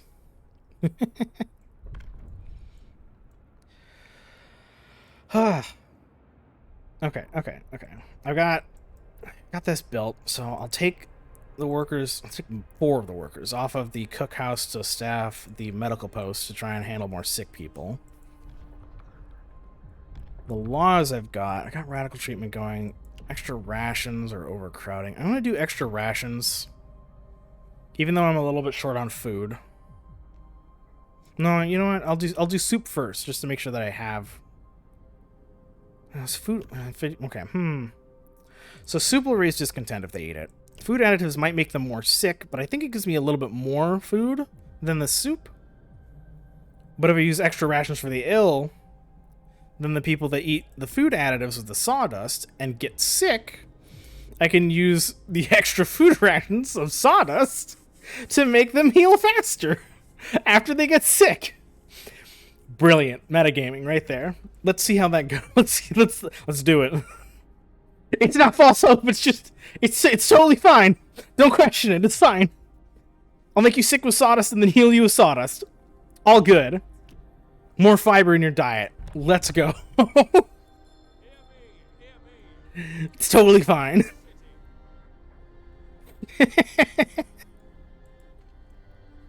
Your food's just gonna be a little bit more chewy. It's okay. 4, 5, 6 from... Yeah, so 2 from... 4 food rations from 2 raw food. Just 2 each. 3 each. It looks like it's... Okay, so it looks like it didn't give me more. Yeah, I don't use the sawdust very often, so it doesn't give me more. It's just gonna make them stick instead of discontent. They'll be fine. Right? Right? Yeah. It'll be good. We're all good over here. There's too many sick people. They haven't shown up to this place yet. 2 hours, 7 hours, 10 hours, going to treatment. I'll have to wait until the cooldown's done so that I can feed them extra sawdust to make them feel better. Yeah, yeah. How much time do I got in the day? Free time now. Fast forward. 9 hours for this. 7. What's gonna end first? I think they'll reach that before anything else finishes. Or is it the research? Oh, research. Hunter's Gears research. Fantastic. Let's do the drawing boards so I can get more stuff. The drawing boards, does it have anything cool? Nope, allows us to research tier 1 technologies. Yep, no extra flavor text on that. Okay, no gatherable resources in range. I don't need this gathering post. I got the steel pile out of the way. So that's done, which means I can add them to this hunter's hut, make that a bit more efficient. Let's make it 10, and then this, I'll get rid of this engineer and add the 2 regular workers, and then put you over on the medical post. See what your times are. 12 hours, 18 hours, and this one 15 and 19. What's temperatures? Whoops. Chilly, and livable for these. Not bad. Is it chilly? This is fine. That's fine. Speed up again. Ah! Observatory. Something's amiss at the observatory. Snow covers the precious instruments, and the dome is open, letting out a thin column of smoke. Someone's inside. The sun is dimming. Instead of astronomers, we are met by some of our lost people. They explain that they came here for help, but found everybody dead. The astronomers continued their observations until they starved. What was so important for them? They wrote it up in their diaries. The loss of sunlight can't be explained solely by the fouling of the atmosphere by the southern volcanoes. The sun is dimming. I've discovered the gloomy cave is the next place I can check out. I can escort the survivors back to the city like I've done before. Get 4 kids, 18 engineers, and 12 workers. I can send them off to the city. They can find their own way, and some of them might die. Or I can leave the survivors to their fate. Not knowing the way to our city, the survivors will die trying to find it. I won't tell them where it is. Just like, instead of sending them to the city, I won't tell them where it is. It'll be like, yeah, I live out there somewhere. Figure it out. Bye. And then they'll just die. They'll just die out in the cold and wander off and die. I don't know why you'd... I guess if you don't want any more survivors because you're already struggling or something, you can pick that. But, like, I don't know any reason why that'd be a good choice. I will escort them back, because then when they come back, I'll get the resources my guys are carrying. It's okay, Ari. Yeah, it's really late for you. I know you're in a completely different time zone. So yeah, you go ahead and go to bed. I'll see you around. Thank you for the raid. I really appreciate it.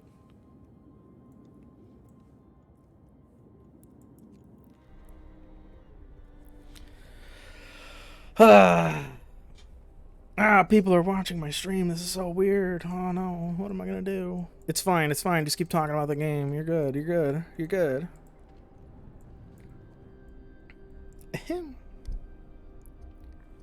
Need water.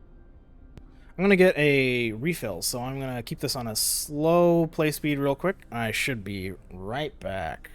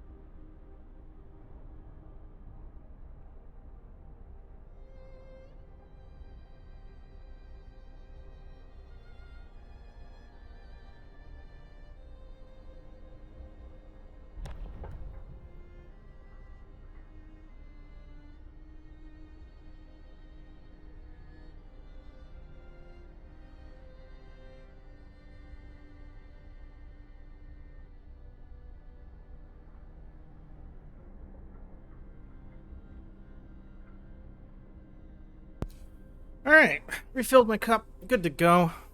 Didn't miss anything important. Typically, I would not recommend leaving the game unpaused while you go do something. But I'm good. Book of Laws. What do we got? Extra rations, as planned. We can feed sick people extra rations to help with their recovery. And the other one says our medical facility should be fully utilized even if we have to put patients on the floor. So we're going to do extra rations.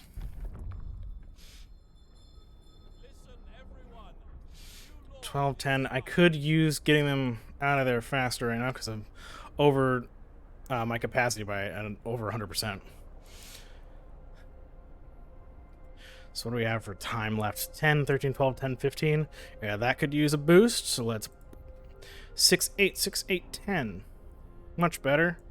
And this one 5, 7, 15, 13, and 7. Yeah, I'll give them a boost too. We got 3, 5, 10, 8, and 4. I'll boost it just enough, because if people stay sick too long, they can become gravely sick, and I do not want to deal with that. How you doing converting things over? Still good. We have like 11 raw food, so they'll be fine with that. Do I have... one request ignored. People are hungry, bad healthcare, cold at home. It's fine. It's fine. It's fine. It'll all be fine. We'll get this improved over time, everybody. Don't you worry. It's just gonna be a matter of time. 6 minutes for another batch of people to show up. Let's go. Come on. 4 kids, 12 workers, 18 engineers, 69 raw food, and 158 wood. No rest for the weary. Get your butts back out there. Go to the sturdy shelter. Let's go. Now we've got extra workers. Where am I going to put you? Some of you will go here. Just to restaff you? Let's restaff you. Let's try to minimize these sick absences. 20%. Did I mess something up? Probably. I probably messed something up. It's fine. Do I have any homeless? It doesn't seem like it. I think I have enough.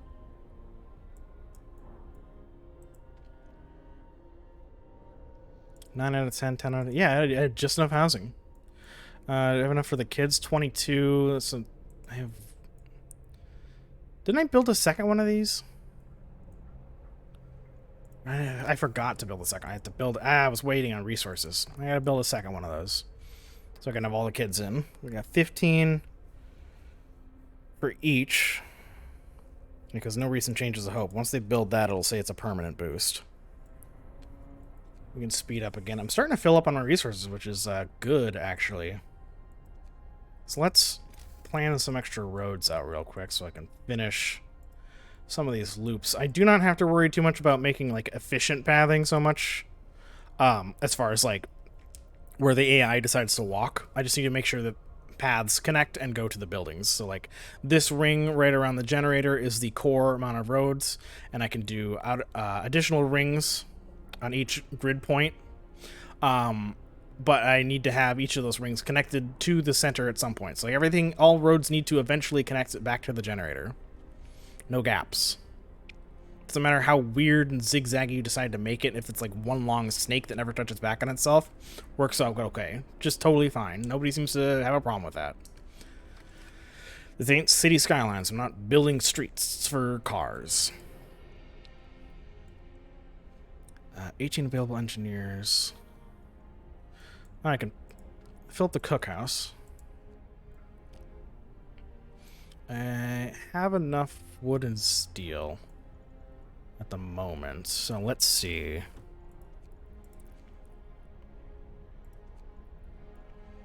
Resource depots, I'll probably need those. I could build another, I'll build another workshop.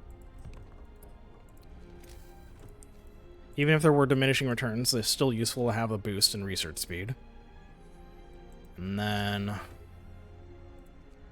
resource depots, we'll put behind this. How many can I afford? 1, 2, 3. Let's start with 3.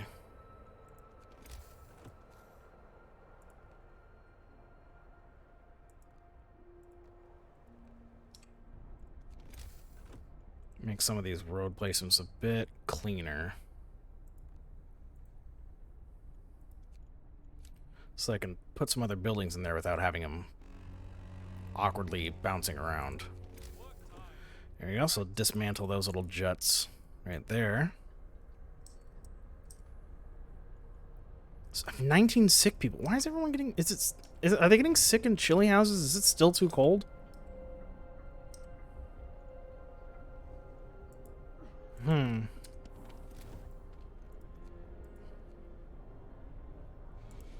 guess I'll make another medical post. I have enough engineers right now.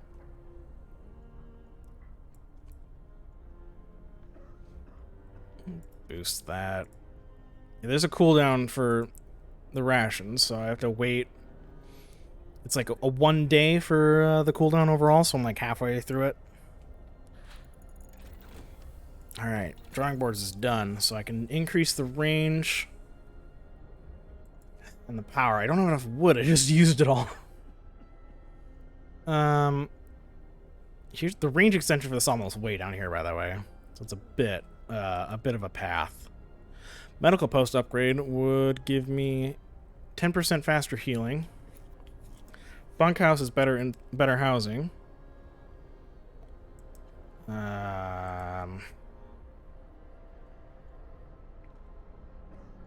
I want one of these, but I'll have to wait just a minute to get more wood.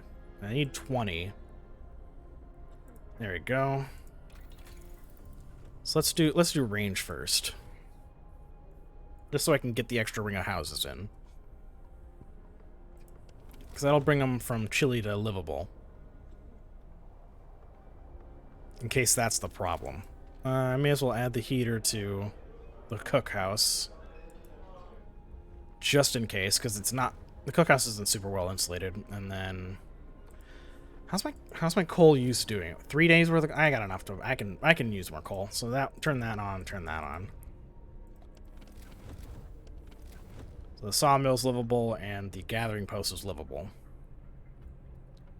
Cool. I like that it still tells me like the temperature here for the hunters' houses, but honestly, there's no purpose for those being heated at all. They don't stay in the buildings. They go out in the frostlands. They don't get sick from it for some reason.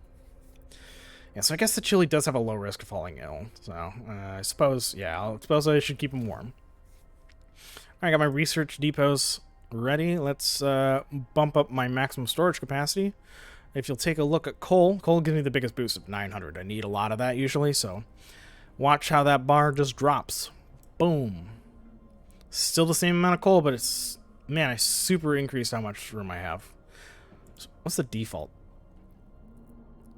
Oh, I doubled it. Okay. So it's like I started with 900 and 300 on each, and each one of these I can pick one resource and it boosts it by that same amount. So use that. The next one, I'll bump up both... Oh, my rations are actually filling up. So I'll actually give it to food rations. And then probably wood. Because I'm going to be gathering more of that soon. Just as a precaution. And I'll build one more later to hold on to steel. No gather resources in range. Don't need that anymore. But I will need to make another one, so I keep getting coal. Gathering post.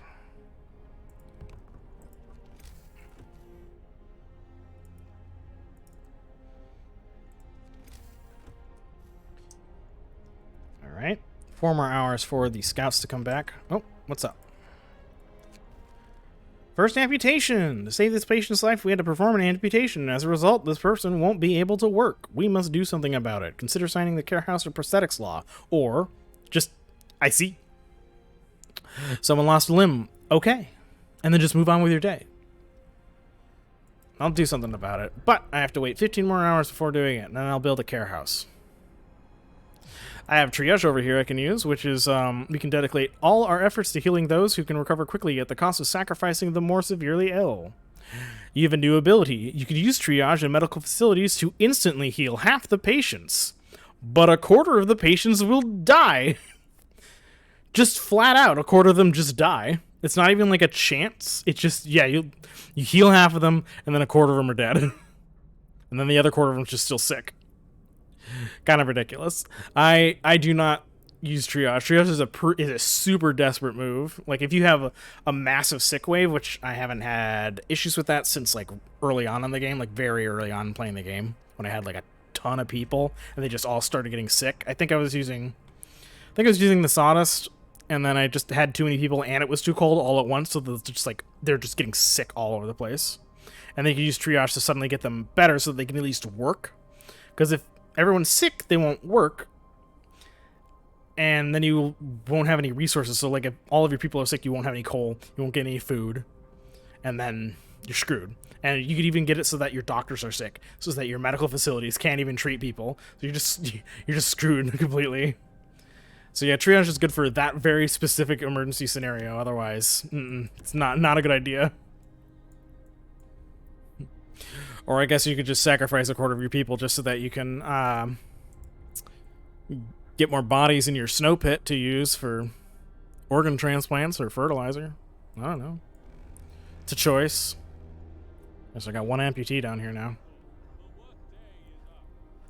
So at half of the 100% capacity and overflow. If I doubled, they'd all be in there, but I didn't want to do that. Alright, generator range is increased. Let's do... I'm going to do a sawmill upgrade, which is efficiency. I can get a wall drill. I can use a charcoal kiln. Yeah, the wall drill's the thing to drill into the wall to get wood. Costs a steam core. Steelworks does not cost any steam cores. This is the only way you get steel after harvesting from the scrap or doing exploration. Is the steelworks. And it only costs wood. Even if you get to the advanced, it doesn't cost steam cores. But the wall drill and the coal mines do.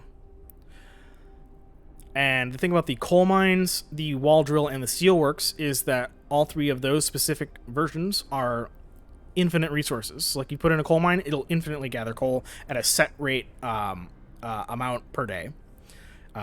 Steam coal thumpers have to build up that resource pile, which then gets harvested. But it will do that infinitely, but you have to set up the other gatherers. So coal thumper is really good if you have a ton of people, because you can get a lot of coal out of this. So if you have a ton of survivors, coal thumper is super efficient. If you have a modest amount, but you have some steam cores, steam coal mines are really good. If you have a ton of wood for some reason, you can use charcoal kiln. That's pretty efficient. But yeah, so it's really just down to your preference on that and how your resources are working out. But that's great. I think I keep having issues with people being sick. So I could either get the more scouts, which I like just having, generally speaking.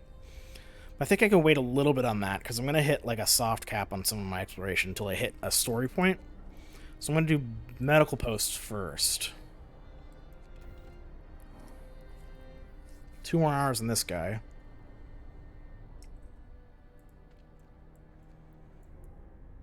I've got about a day of coal. Just wait for them to build that up. Boom. And stack it with engineers. And I got the road for that, so let's dismantle these extra roads over here. And check on my scouts. Sturdy shelter. The shelter is well supplied and built to withstand even the worst weather. An advanced steam heating system protects it from the cold. So I'll explore this place, and I'll be able to get steam cores, food rations, and wood. The shelter is comfortable and well equipped with emergency supplies. There's a notice posted by the heavy round door. To all scientists, if you use any supplies, remember to notify the quartermaster upon your return to the city.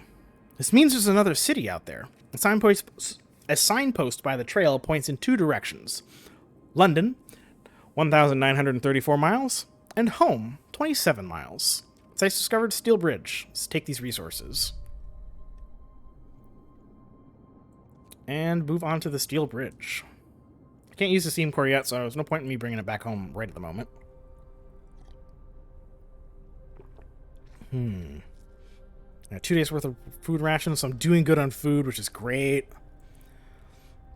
I'm a little low on the wood, so I should build another sawmill. Building here just stores resources. Let's do it right here. Nope. I right-clicked.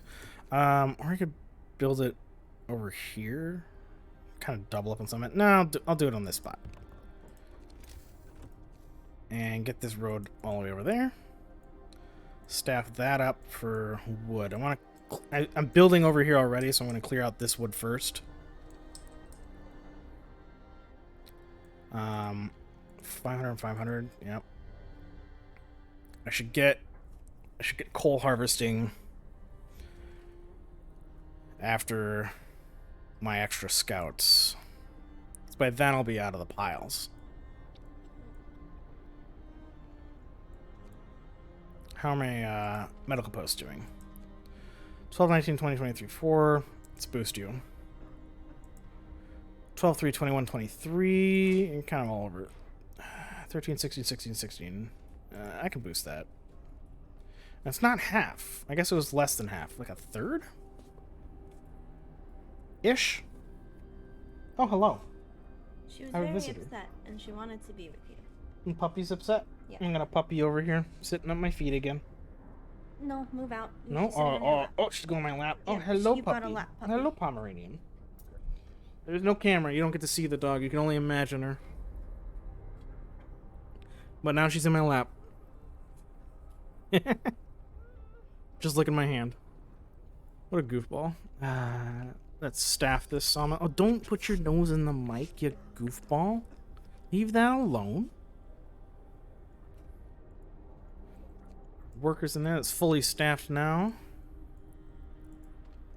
I think I missed one of these. The boost. Yeah, this one I missed with the boost because 10 hours, less than an hour, 1921. Let's wait until they leave. Get the other person in. About a day. And now I can give you the boost. There we go.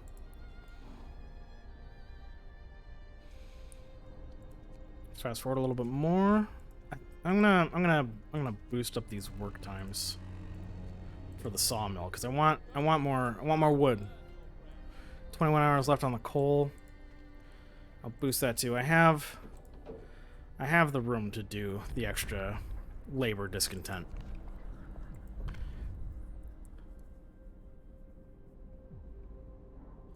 And yeah, she gets this care house. Gravely ill and amputees will be cared for at low cost in special homes. Gravely ill will be kept alive in care houses and no longer burden the medical posts. Residents of care houses eat half as much. Hope rises slightly. And have to build a care house. Oh no. Let's build a oh no, I have no wood. Let's wait a little bit longer. I now have wood. Let's put it over here by the... come on, I can rotate, right? Why is it not working? What's happening? There we go. I don't know why I wasn't rotating before. I can hit the middle mouse button and it'll rotate the buildings for a couple of them. I don't know why it wasn't working before. It's not working now? Why is it being weird about it? Normally I can just rotate it whenever I want. Weird. Okay, normally you can hit the middle mouse button and it'll rotate, but it's being funky at the moment. But I got it how I wanted it, so I'm satisfied. Scouts! The brass plaque on the bridge tower reads, "Built by the people of Winterhome in AD 1887. Yeah, so now you know what year this is. Ish. The bridge is kept completely snow-free by a working automaton. Yeah, so that's a thing that we have in here. See that thing in the distance there, that big old machine? That is an automaton. We stopped at the edge of a deep, wide ravine, marveling at the steel bridge spanning it, even more so at the huge automaton sweeping snow from the roadway. It would be possible to send the machine back to our city or disassemble it for resources. If I dismantle it, I get 2 steam cores and 90 steel. If I send it to the city, I get 1 automaton, which can fully sap a building at about, I think it's 70% efficiency, and it will work 24 hours a day. Which overall ends up giving you a bonus. You can put it in any of the standard labor spots for resource gathering. It does not work at hunters' huts or medical posts or engineering facilities. It's just like coal mines, steelworks, things like that. Gathering posts, it'll work as well. So just resource gathering. You can research a couple things to like let it work at additional buildings like the medical post and stuff, which is an interesting idea to imagine a giant automaton being your doctor in a building. I would personally not enjoy that experience, but game-wise, I guess, just deal with it. So I could get the 2 steel cores. Or send it to the city. If I build one later, it costs me 1 steam core. And I have enough people right now, so I think I'll actually dismantle it and get the 2 steam cores instead. Instead of the early automaton, I'll just get the 2 extra steam cores. Return the automaton off and disassemble it, extracting a decent amount of resources from it. As we were finished, the first wisps of snow started to settle on the now empty bridge. Yeah, I didn't need to leave it there to like keep sweeping a bridge. It was not important. That is the bridge to Winterhome. I can go to the large convoy or the weather station to advance my goal to the plot. This should probably just give me more resources because they want me to get to the objective. The large convoy, I think, has survivors. So, and that'll make me have to walk back. The Gloomy Cave. Oh, by the way, the Gloomy Cave, that's a one of the 2 locations in this exploration map for this scenario. The Gloomy Cave will have survivors that are trapped by a couple of bears. And you can have your explorers either ignore them, and then the bears just get to have a nice dinner. Or you can intervene, and there's a random chance that your scouts die, but you will save the survivors. So the people will be saved, the bears will be chased off, but your scouts will have died in the process. There's another one farther along to the east that I'll get to later, Tesla City, which is I can explore the city, and if I succeed, I'll have an outpost location that I can set up for a constant flow of steam cores. Or I could fail the exploration, you don't get the outpost, and your scouts have died, and you only get 1 chance to do it. So it's definitely one of the points, like those 2 points are commonly used for save scumming, where you do a save before you explore it, and then if it doesn't work out the way you want, then you reload and try it again. I'm not going to do that this time. I'm not going to do the save scummy thing. We'll just see how my luck pans out. But I'm going to go for the large convoy first and get those survivors, and then I'll go back out to the weather station. Oh, 2 pop-ups. Let's do this one. Deserted bridge. Finding the bridge to Winterhome proved that we're on the right track, but raised questions. Why was the bridge deserted? Why wasn't the automaton under the care of an engineer? There are logical explanations to it all, but people are growing anxious. Hope falls slightly.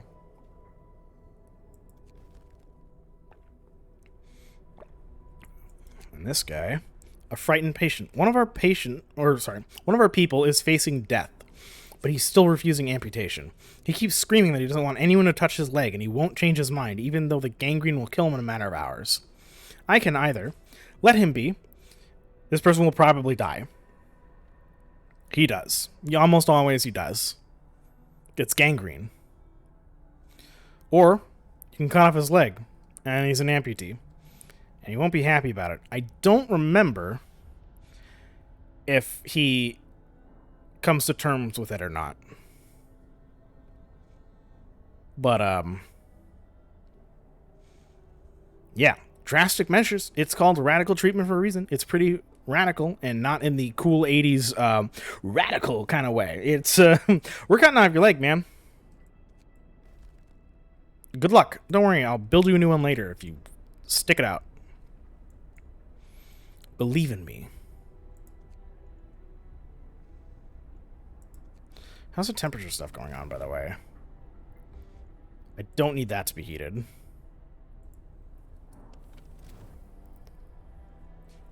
Let's check this economy tab, see how this looks. 2 coal piles, 100%. 336, generator is 228.52. So consumption is 340 a day, coal gain is 336, so I'm not matching my coal consumption by 4.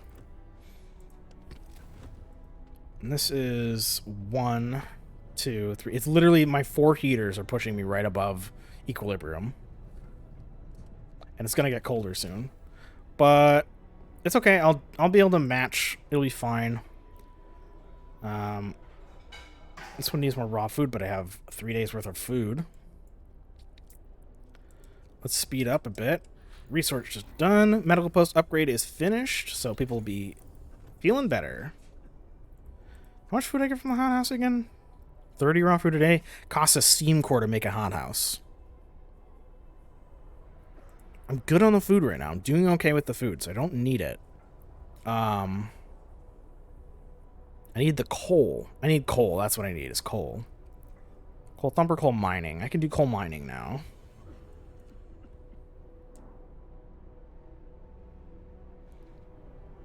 And then after that, I will need the steelworks. Because I'm not gathering any more steel right now. So we'll do the coal mining because I need that to live.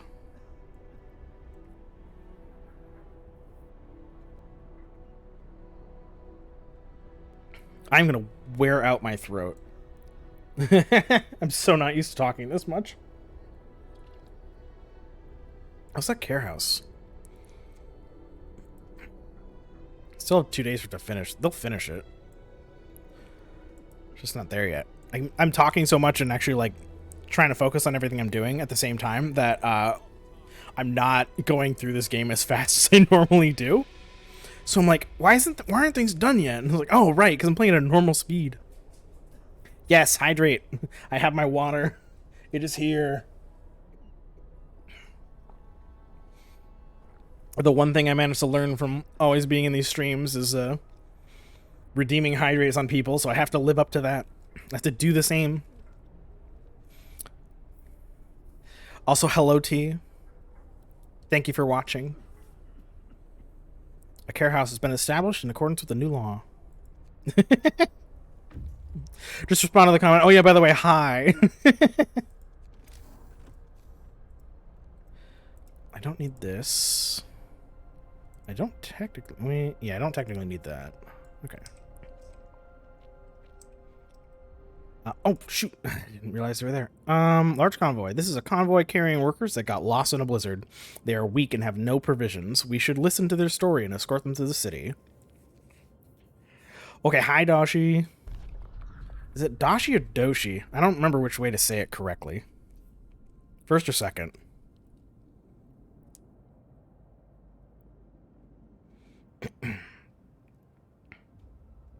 Doshi. Got it. Cool. I don't know why I thought Dashi for a second.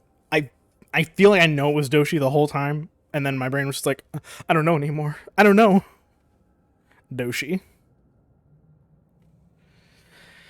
Alright, the workers who were riding in this convoy told us they were heading for the city of Winterhome. We were supposed to follow the signal from the beacon, but we couldn't pick it up, they say. We tried to follow a search pattern to find it, but we ran out of fuel. I can escort them to my city and get 19 engineers and 26 kids, send them to the city and hope they make it. Or I could just leave them to wander in the wilderness and die. I'll escort them back.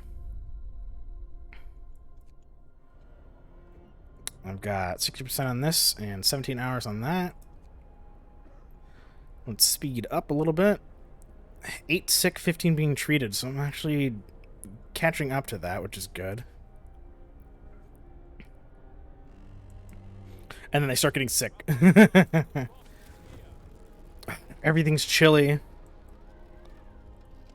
I have to do steelworks, but I also have to get the temperature up. Yes. What a pain. There we go. Research done for coal mining. I'll do the generator power upgrade and then I'll do steelworks.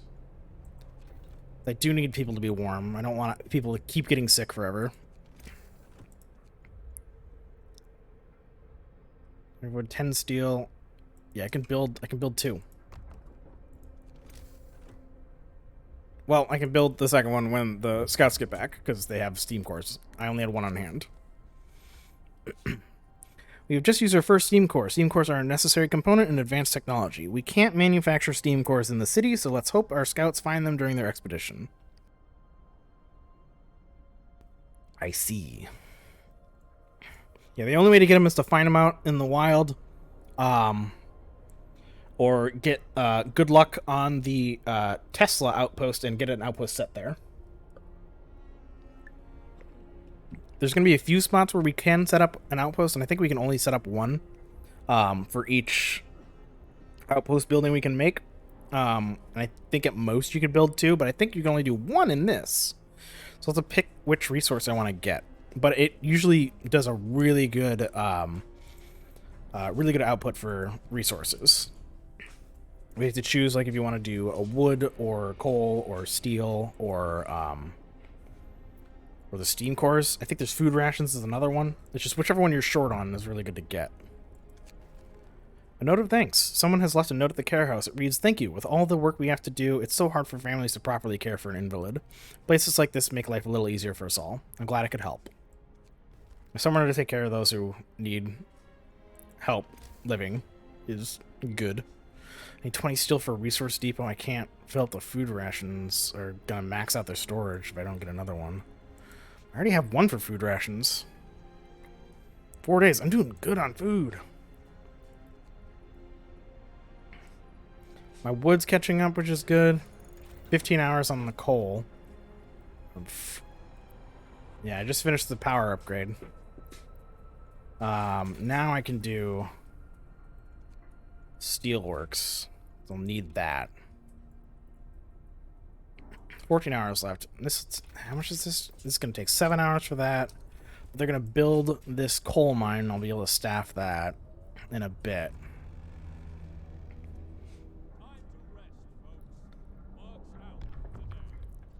What is next? Oh, I didn't check tutorials for a minute. Just two. Amputees.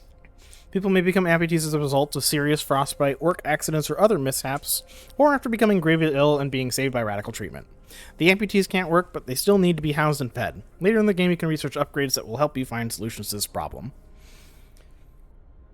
Yeah, they eat half as much food because they're not working, so they don't need as much. So they just get to lay in bed.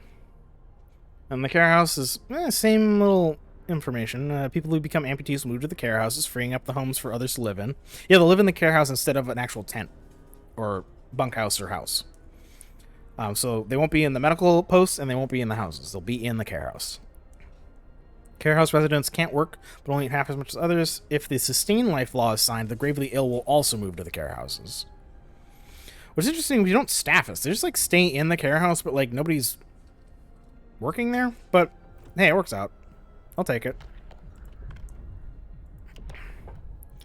Now I can sign the prosthetics law. I don't have the factory research yet, so I still can't build it. But I don't have anything else that I need urgently at all. So I'm going to use this opportunity to get that just so that it exists ahead of time. I didn't read the flavor text. If everyone wants to contribute to the survival of our city, if we can bring amputees back to full fitness, we should do it. You get to build prostheses in the factory, and amputees fitted with prostheses in medical facilities will be able to work again. They'll be back up to fully functional workers. And honestly, as much as it seems like, oh, we're gonna work these people to the bone, and if you lose limbs, we're still gonna make you do labor, as if it's like some cruel fate, because it sounds like it, right? But in reality, when in this type of scenario where everyone's just like working their butts off just to stay alive, and every helping hand is like needed to contribute, people that are like disabled feel like burdens, and they do not like just lounging around, which is fairly realistic, to be honest. Most people don't like feeling like a burden. So when you give them prosthetics, they actually are like, this is awesome. I can actually do stuff again. I feel like a person again. Thank you so much. Which isn't supposed to be like commentary on disabled people. It's just like, in this scenario, when everyone's working really hard to survive, most people would want to be able to do something to help. And you can't like do much for like changing things to accommodate much in this type of scenario, it's like the time period is well, you can see it's like the steampunk sort of visuals. I can't remember, like late 1800s. So they're not really advanced at that, which I guess isn't much of an excuse when you have these giant generators and things like that. But point being, this is the route that they went with, design-wise, and people want to be able to contribute. So if that's the way that it works to make people contribute and they feel better about themselves for it, and cool beans. But there's also a bunch of choices in this game where you can kind of be a dick anyway, like child labor, make the children work in the mines. So it's not exactly about being a moral high ground anywhere in here.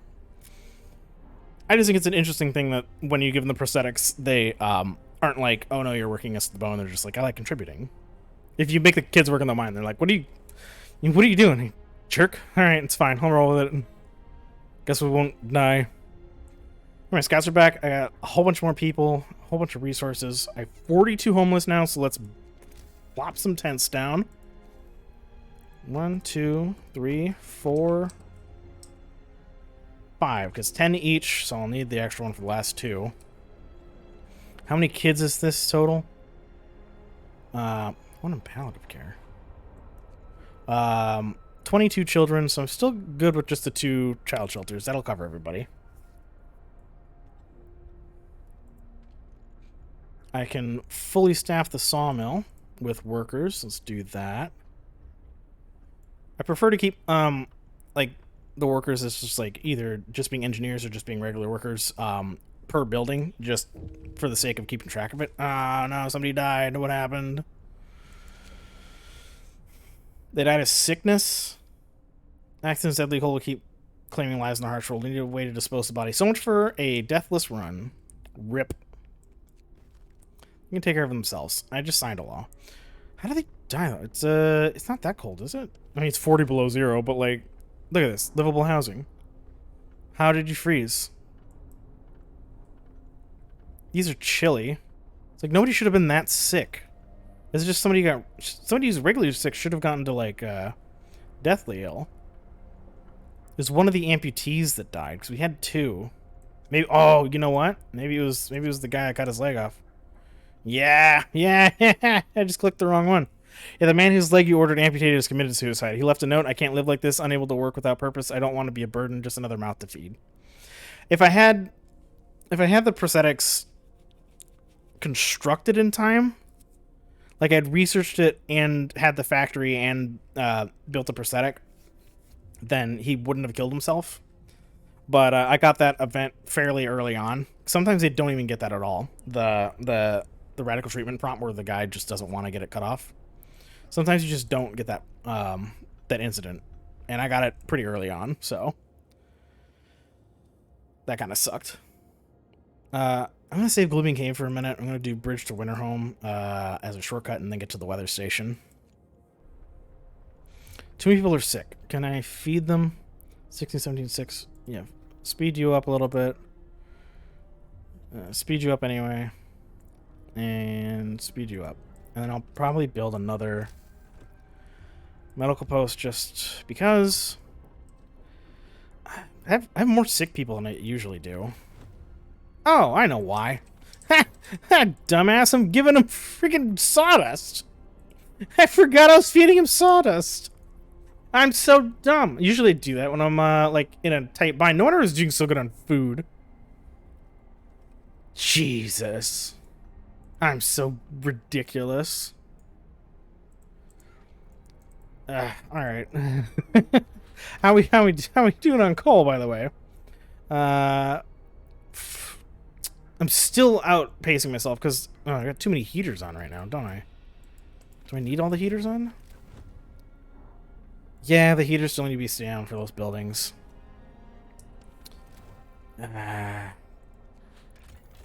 Coal consumption 628. I should. Oh, thanks for the follow. Hi, Soul. Can I afford the? Yeah, I can get the other coal mine. Cool. Yeah, I'm low on coal. I'm gonna need that 5 hours left. Free time is 5 o'clock. Alright, drastic measures, drastic measures. I mean, that should be cranked up anyway. That's already cranked up. Is this... This is AM, right? Let's fast forward to 6 and see what happens. And now it's working hours. Okay, yeah, numbers going up. This is working hours. Good. I didn't want to do the 24 hours. I have the extended shift on, so they started work at 6 instead of 8, because I was going to need that. But I did not. I did not want to do 24 hours. Too much of a discontent boost. Let's bump this one onto the 6 hours as well, or 6 o'clock. Temperatures are not great, so I'll have to turn the heaters on for those. I'll bump them all the way up to chilly. And we can speed up from here. Let's check how my output's going. A significant jump. I went from over consuming to like having this giant growth.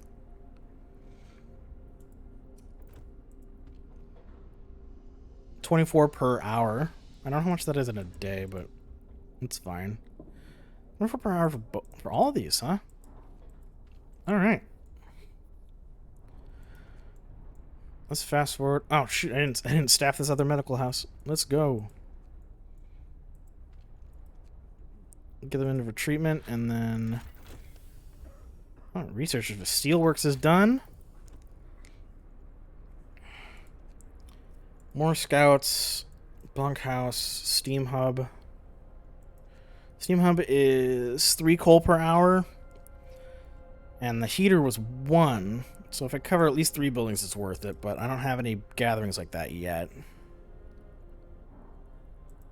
Let's do bunkhouse? No.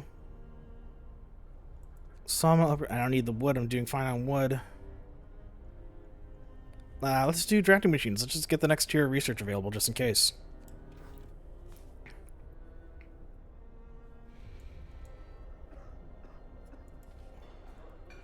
Food's okay. Building steelworks. Yep, there's 2 right next to each other, so I thought you can destroy resources. It's gonna get a couple of trees on either one, but it's not significant enough that I'm super worried about it. I'll be fine.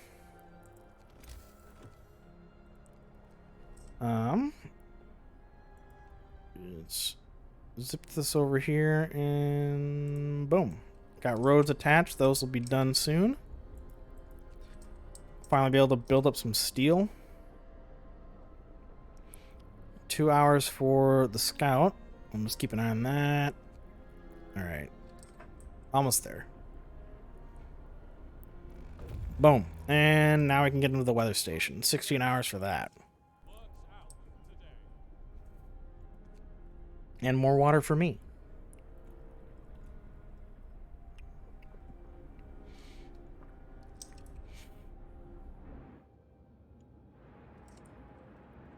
Things are going well so far, despite my weird oversights with the sawdust. I'm just barely enough that I can staff both of these. I'll be just short by 1 person, but that's okay. So engineers 1 and workers on the other, and let's get some steel. I don't need to have them on extended shifts, they'll be okay, but I do need to turn on their heaters. I got 2 of those here and 2 of those here. If I get a 3rd building that's going to actually staff people, then it's worth having a steam hub, but until then, heaters it is. I could probably get one for over here, but I only am using it for 2. But once it starts getting colder, I'd probably use the steam hub for that. I'll be fine. How much coal was left over here? 22 and 27, so that's almost done.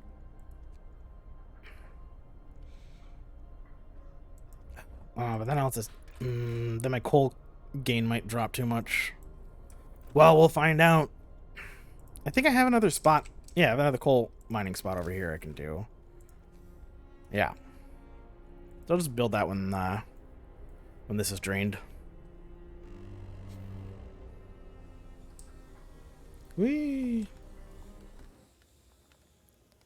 1 hour 57 minutes. They're right there. They're right there. They're almost there. Gathering post is done. I can disassemble that and take the road back up. Oh, sick absences. Oops. 16 hours left on that.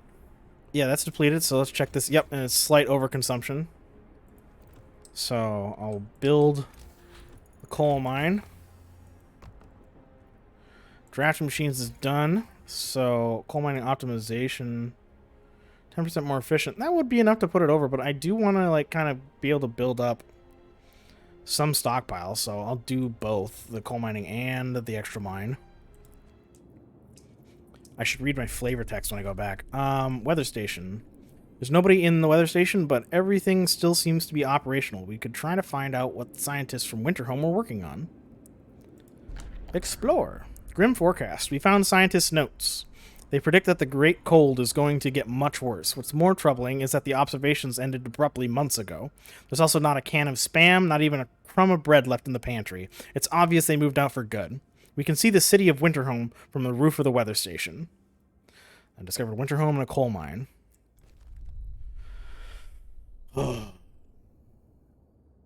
Let's visit the coal mine first, and then I'll go to Winterhome, because that's gonna trigger a major event. I want to have a couple more ducks in a row real quick before I get there. Abandoned station. The recent report from the weather station has got people talking. They're frightened that such an important facility was apparently abandoned. Some are starting to wonder whether the evacuation from London was a good idea. A few are lamenting openly. I knew we shouldn't have come. At least London had real houses, not tents and wooden shacks. I'll get houses eventually. Relax. We'll have answers soon enough. Hope will fall slightly. We'll get there. We'll get there, everybody. Don't you worry. Health is catching up. This has got an hour, or less than an hour for these two and 1 hour for that. Yep, so we're going to be caught up on that. Thank God. 6 hours for arrival. Research is done. Coal mining optimization is researched, and that puts me at just a little bit over right now without even having staffed the third location yet, which I forgot to build a road for. Let's just build it straight out right now. And what is next? I think Outpost Depot, more Scouts Factory. Resources have a few things. I should probably get the infirmary soon. But I'm going to start with more Scouts. I'm going to start with that one, because I'm going to start needing them after we get to Winterhome. And I can look at laws and see what we got here. I don't want triage. I don't have the child shelters and apprentice already taken care of. Emergency shift, extended shifts already taken care of. Food additives was dealt with. Yeah, I'm not gonna get triage. Cemetery and corpse disposal. I can wait until somebody dies before signing one of these if I feel like it, and then make a judgment call then on what I'm worried about more. Whether it's gonna be no. Calm down, puppy. Nothing's happening. You're fine. Relax. You're good. Little Borker. Yeah. Yeah, so I don't have to worry about the cemetery to corpse disposal right now. I'll make a judgment call when that comes up. I could go for fighting arena, but I don't need it. I don't feel like doing it right now. I'll just leave the laws until Winterhome, when I get a whole new thing kind of opened up for me. I'm actually almost full up on wood. I'll take that opportunity to build a few more tents, because I'll need them eventually. Plop those 3 down. Let's do another ring of paths. So I'll also need that eventually. Why not? Oops.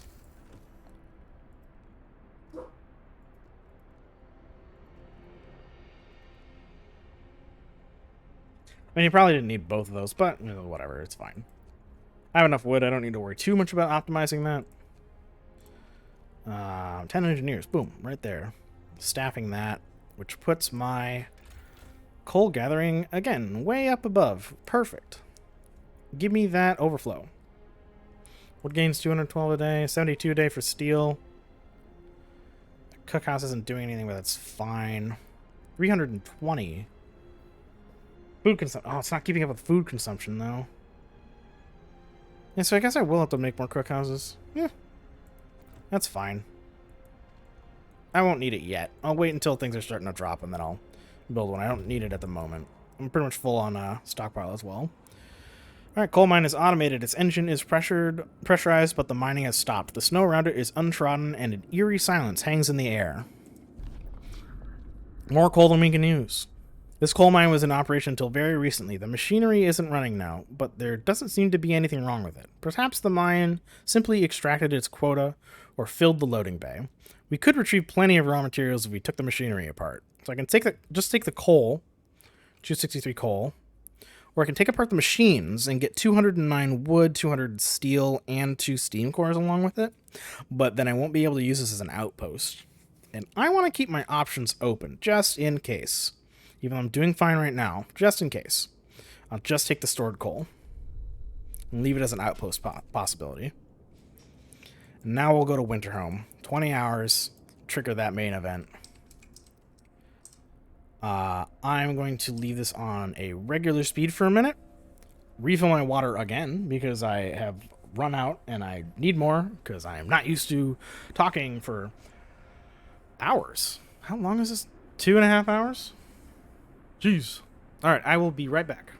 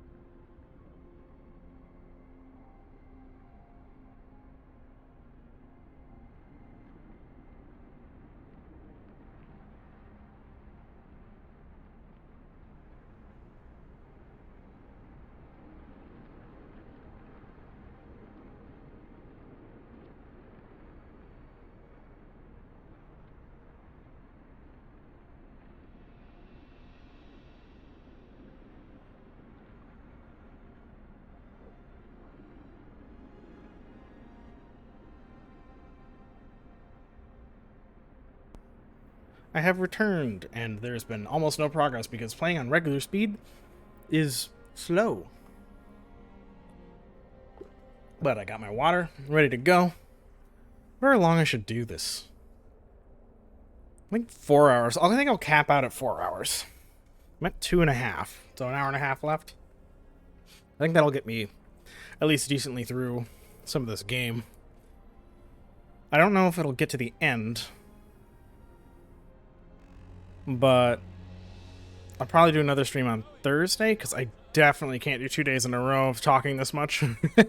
Not yet.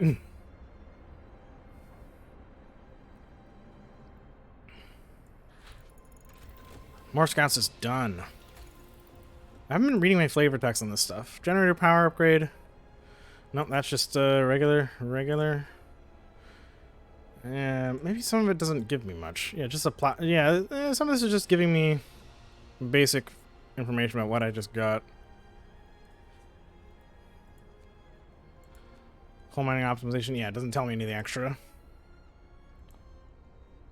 Oh well. I was hoping for some bonus information. Food and shelter. More hunting tactics will make me employ less people for the same amount of output, which is good. Infirmary is good, it has 10 beds, and they're treated faster. And the gravely ill are taken care of as well. I have one steam core, and I'm gonna use it on one infirmary right away, so I'm gonna go for infirmary next.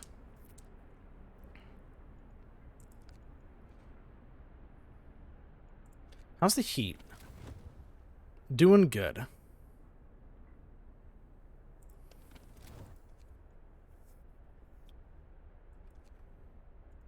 Should I build more roads over here? I've got that kind of covered.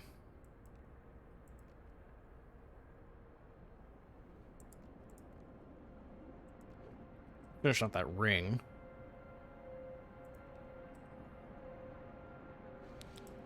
Put some over here too. Just to kind of prep some things and spend a little bit of wood. I can, since tents are just wood, I can build more of those too. I don't need all the connectors. Let's maximize my house placement by just getting rid of these two just in case they get in the way.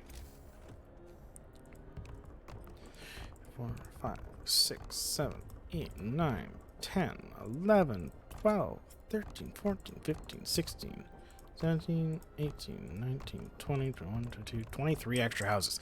That 230 extra people. That's more than the number of people I already have just on one ring.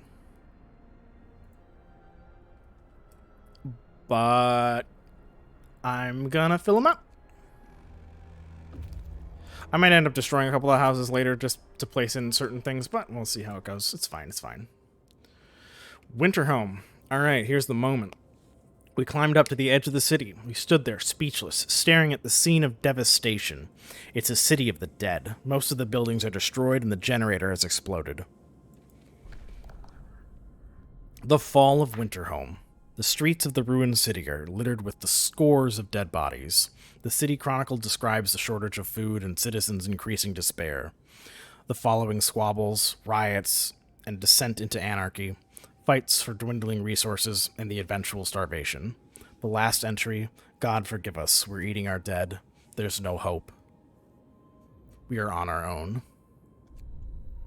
2 steam cores. We are alone. The news has shocked everyone in the city. There were supposed to be many settlements and construction crews here, people living normal lives in homes heated by the generators, but we're alone. Hope falls. If you look, you can see that my hope is around 70% filled. Let's see how much of an impact this takes.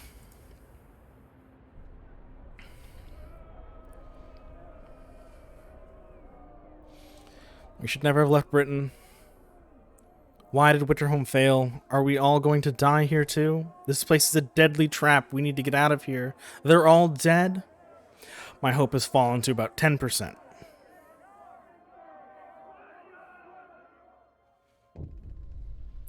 That was dire news. They're all dead? How will we survive here without any help?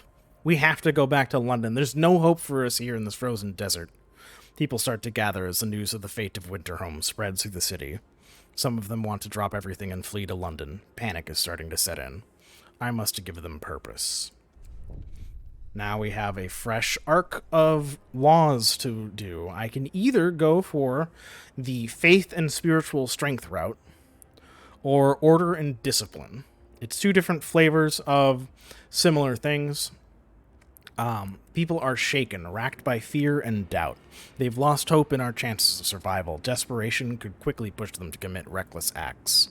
You have to unite them behind a vision of the future. Decide now what will give them purpose and restore help, or else our city will descend into the chaos that consumed Winterhome.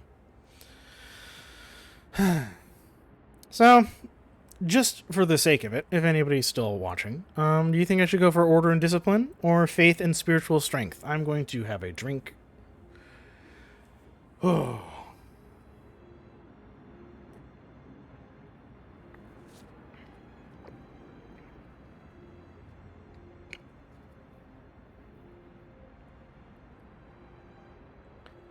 The faith is faith has churches and prayers and faith keepers, and order and discipline has watchtowers and propaganda centers and town watch prison. So law and order or religion. I think I'll go for order on this one. We'll start with the neighborhood watch as the first law. We need to mobilize and stand together to help people in need and protect them from troublemakers. New building is a watchtower. Watchtowers increase the hope of people living nearby, and I'll have to build 2 of them. So let's do that. Build a watchtower, and that will go... That's about the range, so I'll build 1 here. Take that apart. And then... build 1 here. So about 3 in between. Wait, hang on. Cancel that. Let's make sure my range is doing exactly what I want. I'll get rid of this one. 1, 2, 3. This one. 1, 2, 3. This one. 1, 2, 3. And then it'd be that. But I think... How many am I reaching here? Almost all of those. So I'd have to replace one of these, which is actually... Yeah, let's do that. I think... 1, 2, 3, it'd be this. And for this guy, 1, 2, 3, it'd be this one. I think I'll pick this one here. There'll be a little bit of a gap in there, but I can manage that. What's this? Long hours of toil. Sir, our people are worn out. Some of them have been working on extended shifts for days on end. Their effort is taking its toll and they're becoming restless. They deserve a break. I can either force them to work, which needs active guard stations for faith keepers, won't address it and raise discontent, or it's a good idea and you have to keep regular shifts everywhere for 3 days. This will automatically switch everything to regular shifts, and I'll just keep it there for 3 days. That's fine. I can work with that. I'm doing okay. But big drop in discontent, because all those went back to normal. Let's check our scout.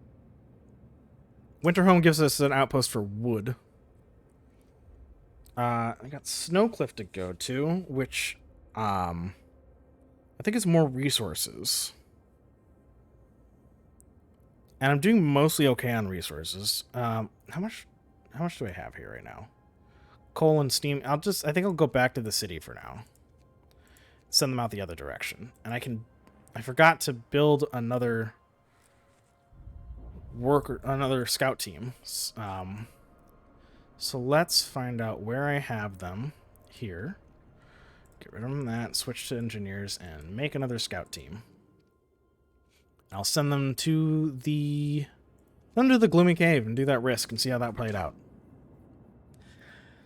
They're not holding on to any resources because I just made them, so that means my risk will be just them. Because if I have a team that has resources and they die there, the resources they're holding on to will also disappear. So that's a bad move. Another pop-up. The unconvinced want to leave. Right. Sir, you've convinced the majority, but hope is low. A group of our people are still so scared that they want to flee the city for London in 15 days. They've come to try and change your mind. You say order will save us? Nonsense. What are we going to orderly decide who to eat first when we start to starve? If we don't try to reach London, we'll end up like Winterhome. Calm down. We're not going to die. The Londoners. Your people are divided. Some of them are so scared that they plan to leave the city for London in 15 days. They'll try to convince others to join them, preying on their discontent. Fear may lead people to desperate acts. Maintain peace, give people hope, and manage the discontent to guide the city safely through the looming social crisis. So if I keep discontent low, they're going to have a hard time picking people up. Currently there's 16 of them, and the tendency that people will join them right now is pretty high because I have really low hope and modestly high discontent. Oh, I did have somebody die. That's right. I didn't get rid of the corpse. Oh, I'm a fool. Okay, after this next law, I should build the cemetery. I totally forgot that somebody died because he killed himself. Idiot. Yeah, I'll take care of that. I'll take care of that next. I'm sorry, my bad.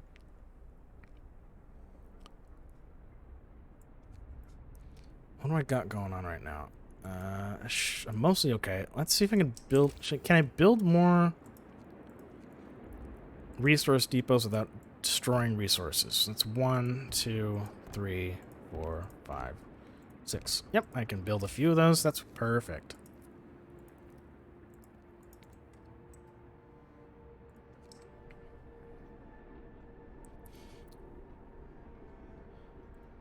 I don't have any spare laborers at the moment.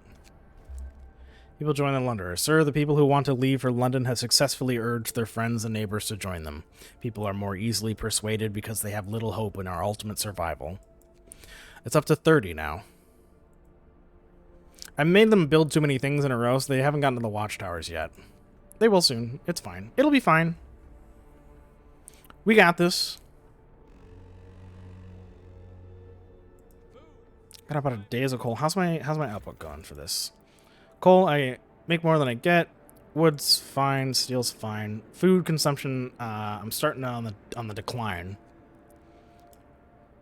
20, 40, 60, 80 times 2 is 160. Yeah.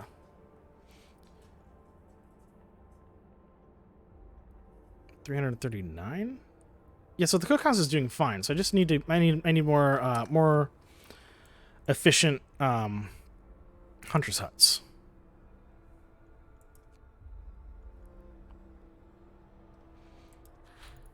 Finish the infirmary. So flying hunters takes it from 20 raw food per day to 30 raw food per day. I'll have to upgrade the buildings, but that's okay. I'll do that first. And I can build the infirmary now. Which I'll put over here. It's my last steam core for right now. Another pop-up. Corpses in the streets. Whoopsie daisy. Sir, people are frustrated with the lack of burial grounds. Leaving the dead in the streets is a health hazard. It shows a lack of respect for the deceased.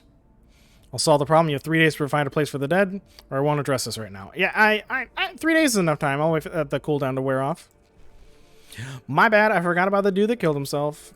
He didn't like losing a limb, and he wouldn't be patient enough to wait for me to, you know, get a factory and make him a prosthetic. Whatever. Let's expand coal on this one and food rations on this one. And fast forward. I definitely burned through all my wood, as you can see up there. I had tons of wood, and I burned through all of it. Alright, scouts at the Gloomy Cave. Let's see how my luck is. The cave is or was inhabited. There are a number of footprints leading to its entrance. We should check if there's still someone alive up there. Beset by beasts, we can hear terrified shrieks coming from a cave uphill. When we come closer, several polar bears turn towards us, blocking the entrance. There are people trapped inside, and those beasts are picking them off one by one and feasting on them. I can leave the bears alone, and they'll kill all the survivors, or I can risk attacking them. People in the cave will live. Scouts will escort them to our city if they survive. How will we do? Failure. When our scouts attacked the bears, the people in the cave joined them, and together they drove the beasts away. Unfortunately, the scouts died from their injuries. The people they saved set out towards the city, guided by a map made by the scouts. I'll get 4 children, 18 engineers, and 12 workers. C'est la vie. Let's get these guys over to the survivors. Are they going to make it in time? 1 day, 3 hours. And for you, it'd be 1 day and 5 hours. It's not worth it. 9 hours. So I'll wait for this crew to get back, and then I'll have them pick up the survivors after they make it back to the city.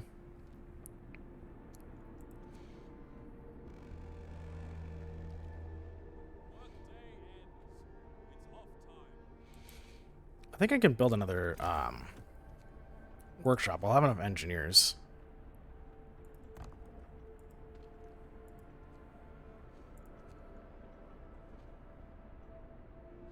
Just a little bit of a boost, but it's something.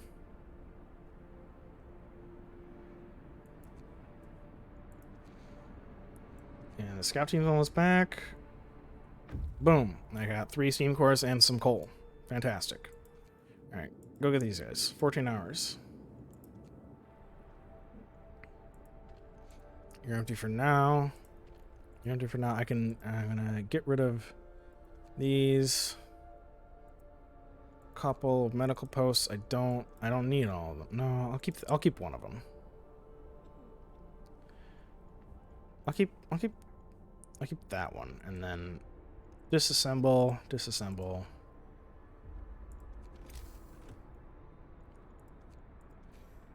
Oh, watchtower, and watchtower. And you will be staffed.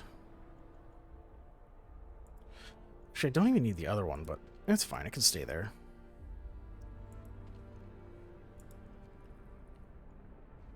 I'll turn it off for now. I'll actually move them to the research lab, and then I'll just disable this medical post for the moment.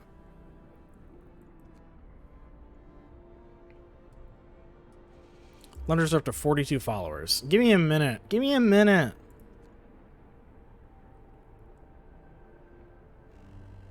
Alright, new day started. These research depots are open, so let's do another food ration, and then I'll do a wood, and I'll do a steel, and I'll do coal.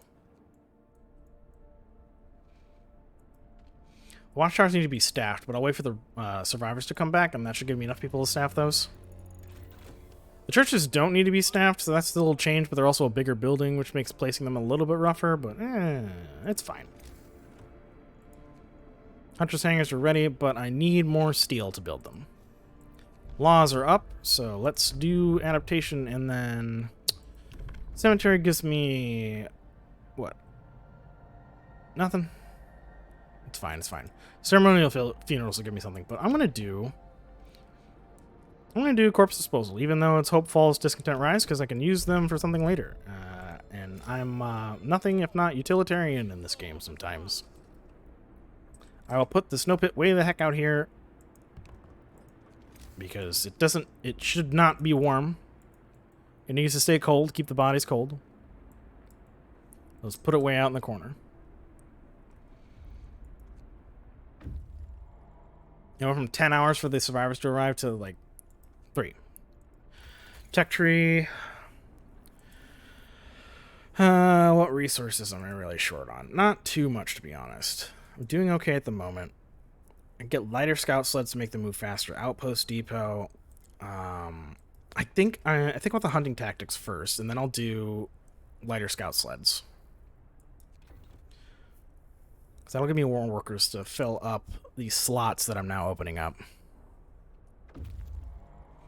Yep, there's my scouts have returned. How am I doing on the kids? 26, so the 2 are still covering it. This scout is ready, so let's move you to the observatory. Come to the observatory. First, I'll make another crew right now to replace the dead ones, and then send you to our winter home first, and then to the snow cliff. Now I've got people here, so what do I got? I can put engineers in there, so that's fine. The workers, engineers. Promise fulfilled. Place to dispose of the dead was established in time. People feel relieved. Hope rises. Engineers in there. Watchtowers built as promised. You built and manned watchtowers to maintain order in the city. Hope rises. Staff this one, and then staff that one. My discontent is now 1 controversial law because I made a snow pit. Deal with it. And then the hope is 2 promises fulfilled, 218 people living near a watchtower guard station, and every child has a child shelter. 218. That means 2 people aren't in range? You losers.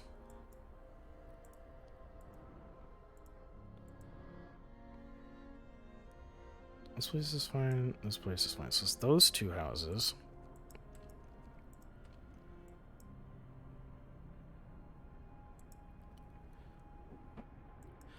Did I do my spacing wrong? I did my spacing a little wrong, didn't I? No, there's a little bit of overlap in the middle. That's fine. But this house doesn't have it. Should I do it every 2? Oh well. I don't feel like redoing it. It's good enough.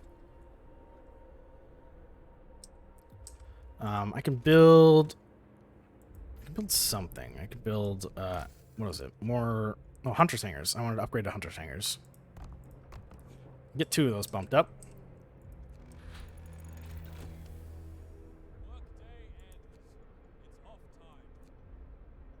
Hunting tactics is researched.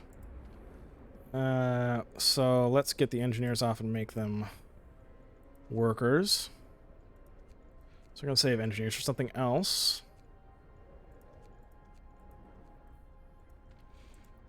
Tech tree. What did I say I was going to do next? Lighter scout sleds. Make my scouts move faster.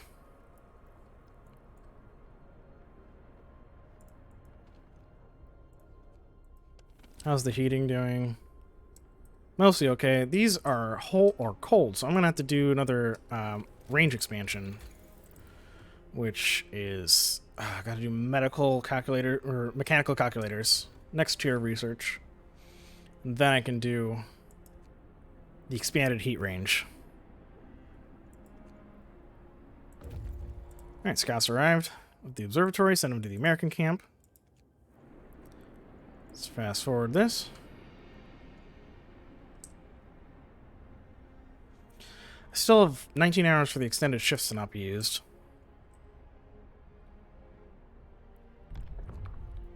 There we go. Book of Laws is good. Purpose means I can get morning gatherings. People will gather each morning to make sure our goals and priorities for the day are clear to everyone. They'll slightly raise hope from time to time. And that's it. It's just a really easy, just a slight hope boost and everything. Guard stations upgrades those watchtowers. They raise hope of people living nearby, lower discontent of people living nearby. I can use guards to break up protests, and I have to build 2 of them. Increasing hope is what the neighborhood watchtower did, and this one will lower discontent as well and break up protests. And I will want that for part of the plot. It'll be useful in some things. So I'm going to sign that.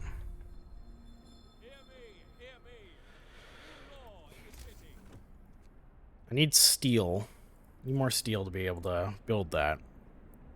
I can cap you out.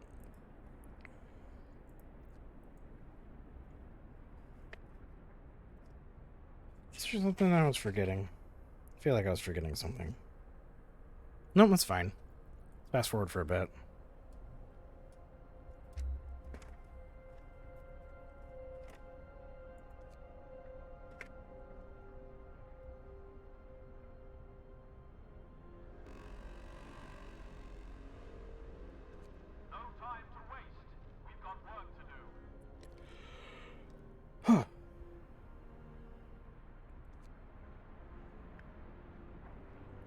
So I gotta get 49 Londoners. This is a lot of Londoners. With a couple of the laws coming up, I'll be able to do some active things to actually like increase hope. To kind of reduce that number. There's not a living soul in the camp. We found about a dozen emaciated bodies. Surprisingly, most of them were amputees fitted with prostheses. Let's explore the American camp. Starved Americans. The American camp was well supplied with everything except food. Searching the tents, we found more victims of hunger. Most of them had badly worn but sophisticated artificial limbs bearing a company symbol. Tesla Manufacturing. We can only bury them and take their equipment. Moving on to the temporary settlement. Rough luck, buddy. I think the temporary settlement is going to be resources.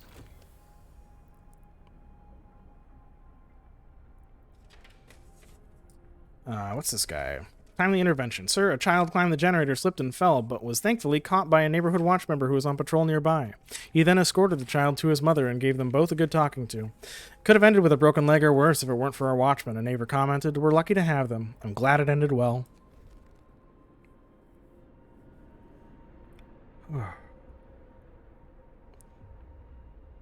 Okay.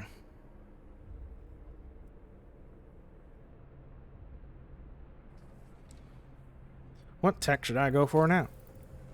Mechanical calculators. I'm coming up on 3 hours now. I said I wanted to do 4, but I don't know if I'll be able to last that long. I can kind of feel my throat wearing out.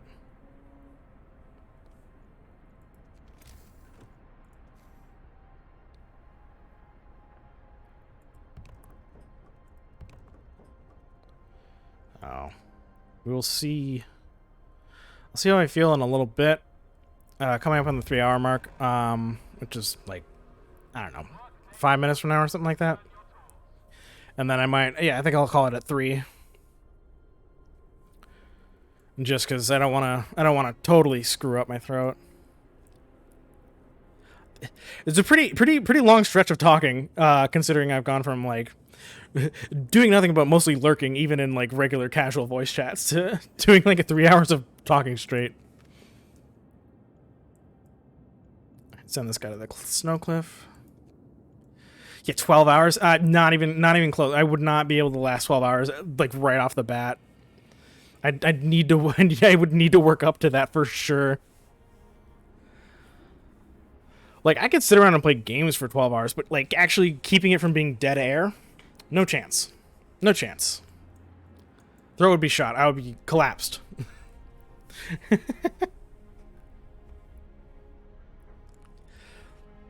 It's like working on a muscle, but it's your throat. It's fine.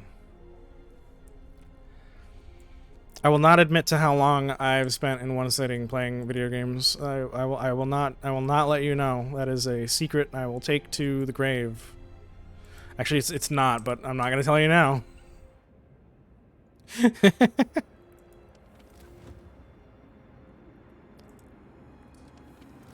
I almost got this set up. I'll get the next stage of my little clocks going. I'll pick one more law, set up a tech, and then save my game and call it a stream.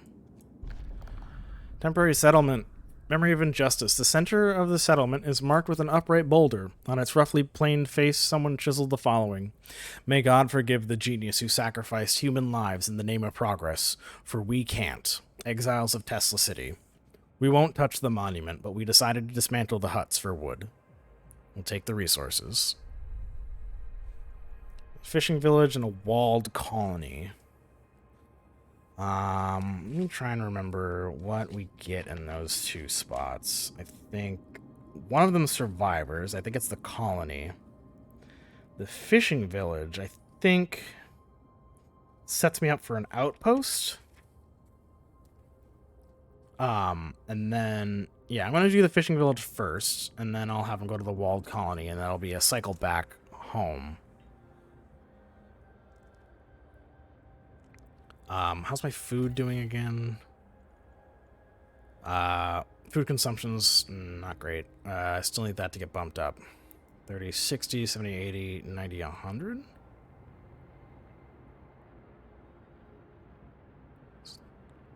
So I get 100, but it says 200. Yeah, 200 today for food ration. Food consumption 210. I gotta bump up the other two. Gathering huts. Hunter's hangers. I need more steel. It takes so much steel to make the hunter's hangers.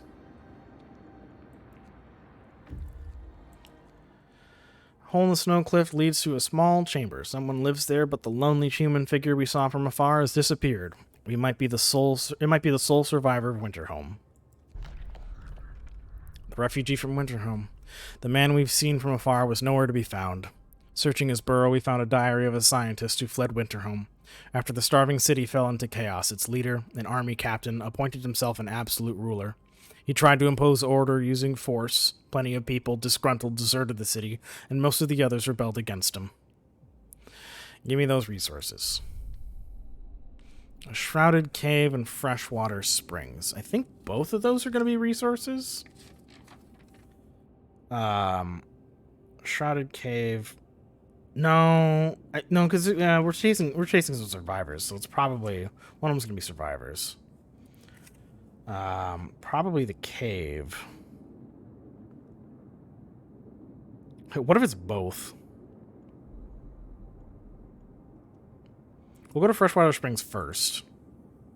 Because it might be resources. And if it's not, it's whatever. I think the cave also has survivors, so. Fast forward. We got writing on the wall. Captain, someone has to face the walls with the predictions of doom for our city. This is troubling. People already fear will share Winterhome's fate, and scared minds are swayed by even the smallest nudges. I could send the Watchman to remove it, or I could ignore it. Hope will fall, or hope will fall slightly. Now, it sounds like it's a pretty obvious choice, but there are some consequences in a couple of these incidents where it seems like the choice is straightforward, but then something happens you weren't expecting. Like, maybe people won't take kindly to having the graffiti removed if this happens more than once. I'll move it now, though. I think, if I remember correctly, the second one would give me a beating. And if I leave it there, something else happens. So I'll probably ignore the second one and let the other thing happen anyway, but I want to wait until I can get the patrols up. Leonard's getting more followers, 52, but they're growing slower. And they didn't like the vandalism. The discontent's really low, so they're still going to go up for a bit.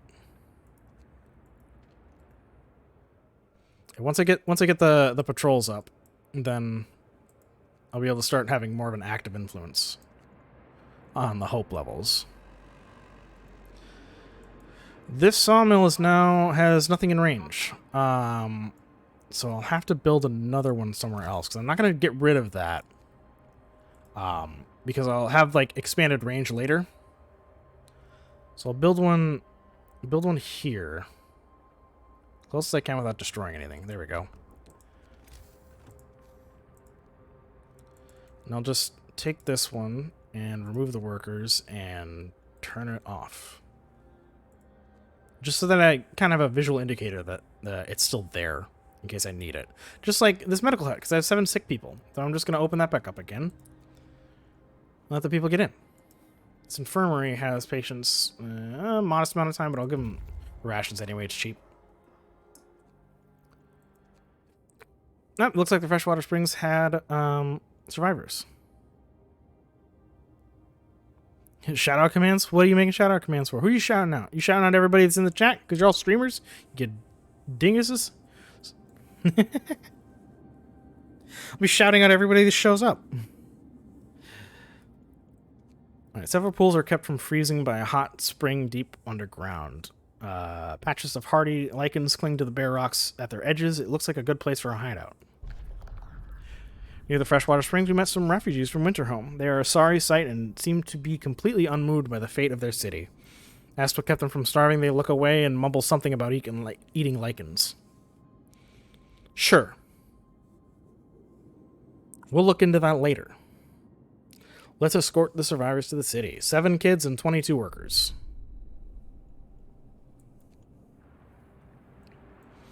Almost to my stated checkpoint.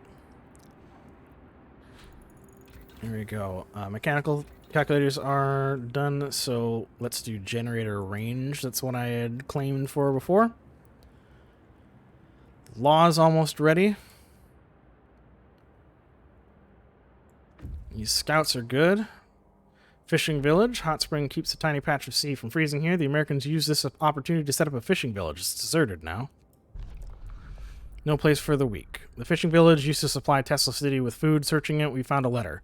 Mike, don't return to the city. Tesla's a madman. He casts out all the amputees, all the sick. Jerry's parents and old Beth are among them. There will be blood, that's for sure, and soon. The village was left in order. We could send a team here to start fishing. Tesla City's been discovered. That's a risky place to go. I'm going to save that for later.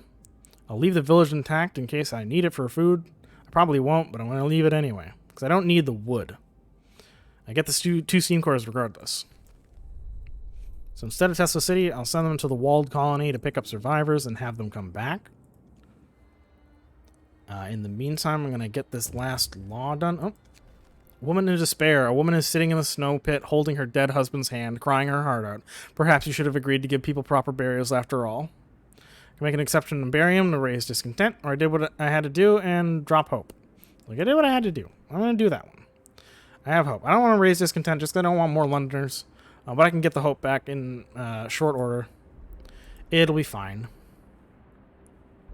Here's my law. Purpose. I can make the propaganda center. To keep things running smoothly, we need to stay informed about our people's concerns and have a way of spreading the news we want them to hear. Propaganda center raises hope, shows detailed info on sources of discontent, which is good information to have. And the propaganda center can distribute bulletins, raising hope. Can build a prison. Those who threaten the stability of our city have to be isolated for the good of us all. I have the ability to round up, which will catch wrongdoers. More accurately, it'll gather Londoners. Prisoners will abandon their misguided views. You will have to build a prison and discontent raises slightly. Or you can do patrol. Ensuring safety and order is of utmost importance to the long-term survival of our city. I get to do patrols at the guard station. Each use reduces discontent, and each use raises hope slightly. This is a really safe one, just doing patrols. So do that, click on a guard station, click the patrol, and costs 10 food rations. Cools down in 1 day. So we do a daily patrol. Boom. Nice little chunk of hope bumped up. And it's one for the whole batch, so it'll be a whole city patrol. And I think I have the resources that I can get the others up to guard station, because it does give me a better boost. And then this can be staffed with workers. And I'll turn on the heat for it.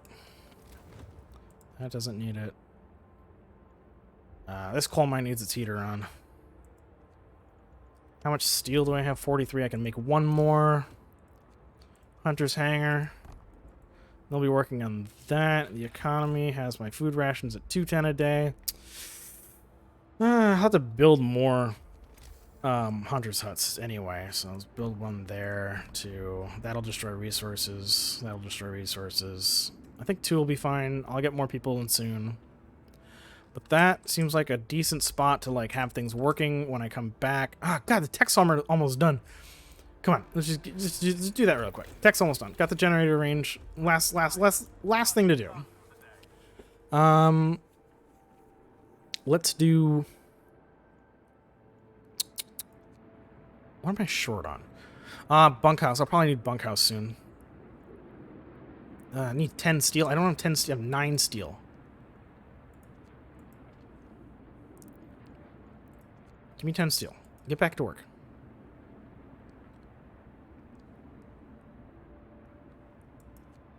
Oh, it's just 20. Oh, I was already past it. Oh, bummer. I want one more steel. Can I get something else to go at least?